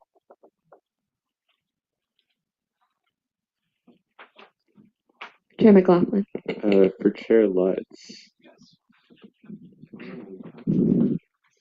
have you, as an associate senator, ever felt the need to not go to Senate and fulfill your duties as committee chair? The only times I've missed Senate is when I've had a college event going on. I'll miss Senate, maybe. Point of personal privilege, can you turn your mic off? I've missed Senate once for my college's networking mixer. That was excused. I've missed Senate. I don't know. I'll probably miss it one more time for my college's award ceremony, but it's the only times I've missed. Cool. That wasn't an attack. I was just curious. No, that's fine. All right. I yield. And Thank you, Chair Frisky. Oh, this is only for committee chairs, correct? Not caucus chairs. Yes.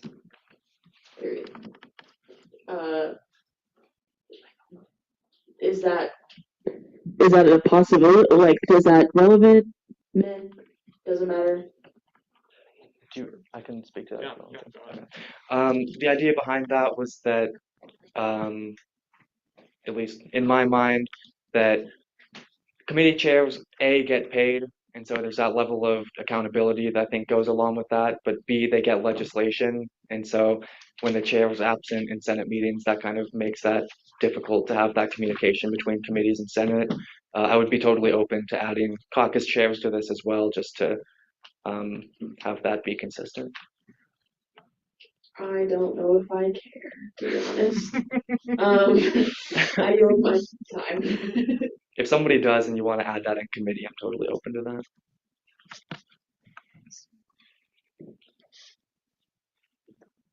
Does anyone else have any questions for our authors?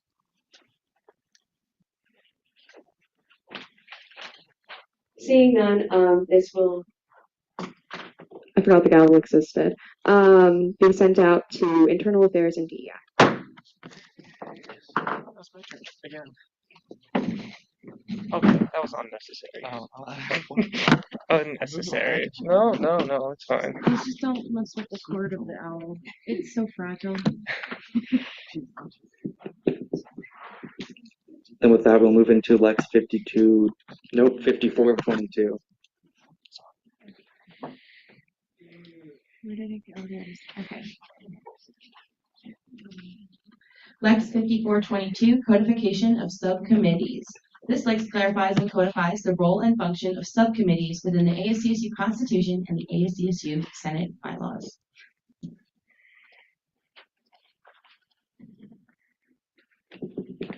You have 10 minutes. Yeah, this essentially just puts in the Constitution what I did with Constitution Subcommittee. It's pretty self-explanatory, I think. So, yeah. Then with that, we'll begin 10 minutes of Q&A.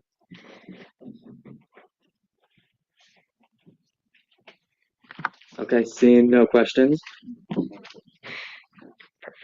This will be sent to the University Affairs Committee and the DEI Committee. Thank you. And with that, we'll move into ending roll call. Senator Leggett. Motion to make beginning roll call, ending roll call, and anyone that showed up late to go up front later. Do I see any dissent to that? Okay, seeing none, we'll do that. And this meeting is adjourned. Have a good night. If you're new, please come to the front, write down your name, say hi to me. Thank you. I will drop edited versions that have the correct bill numbers in the teams for committee chairs. Thank you.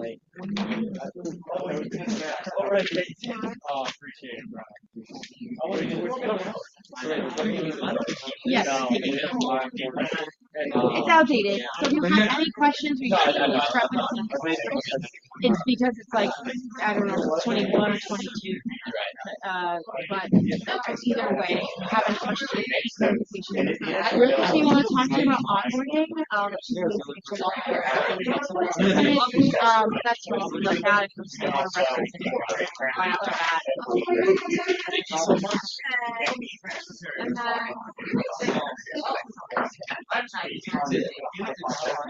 I don't want to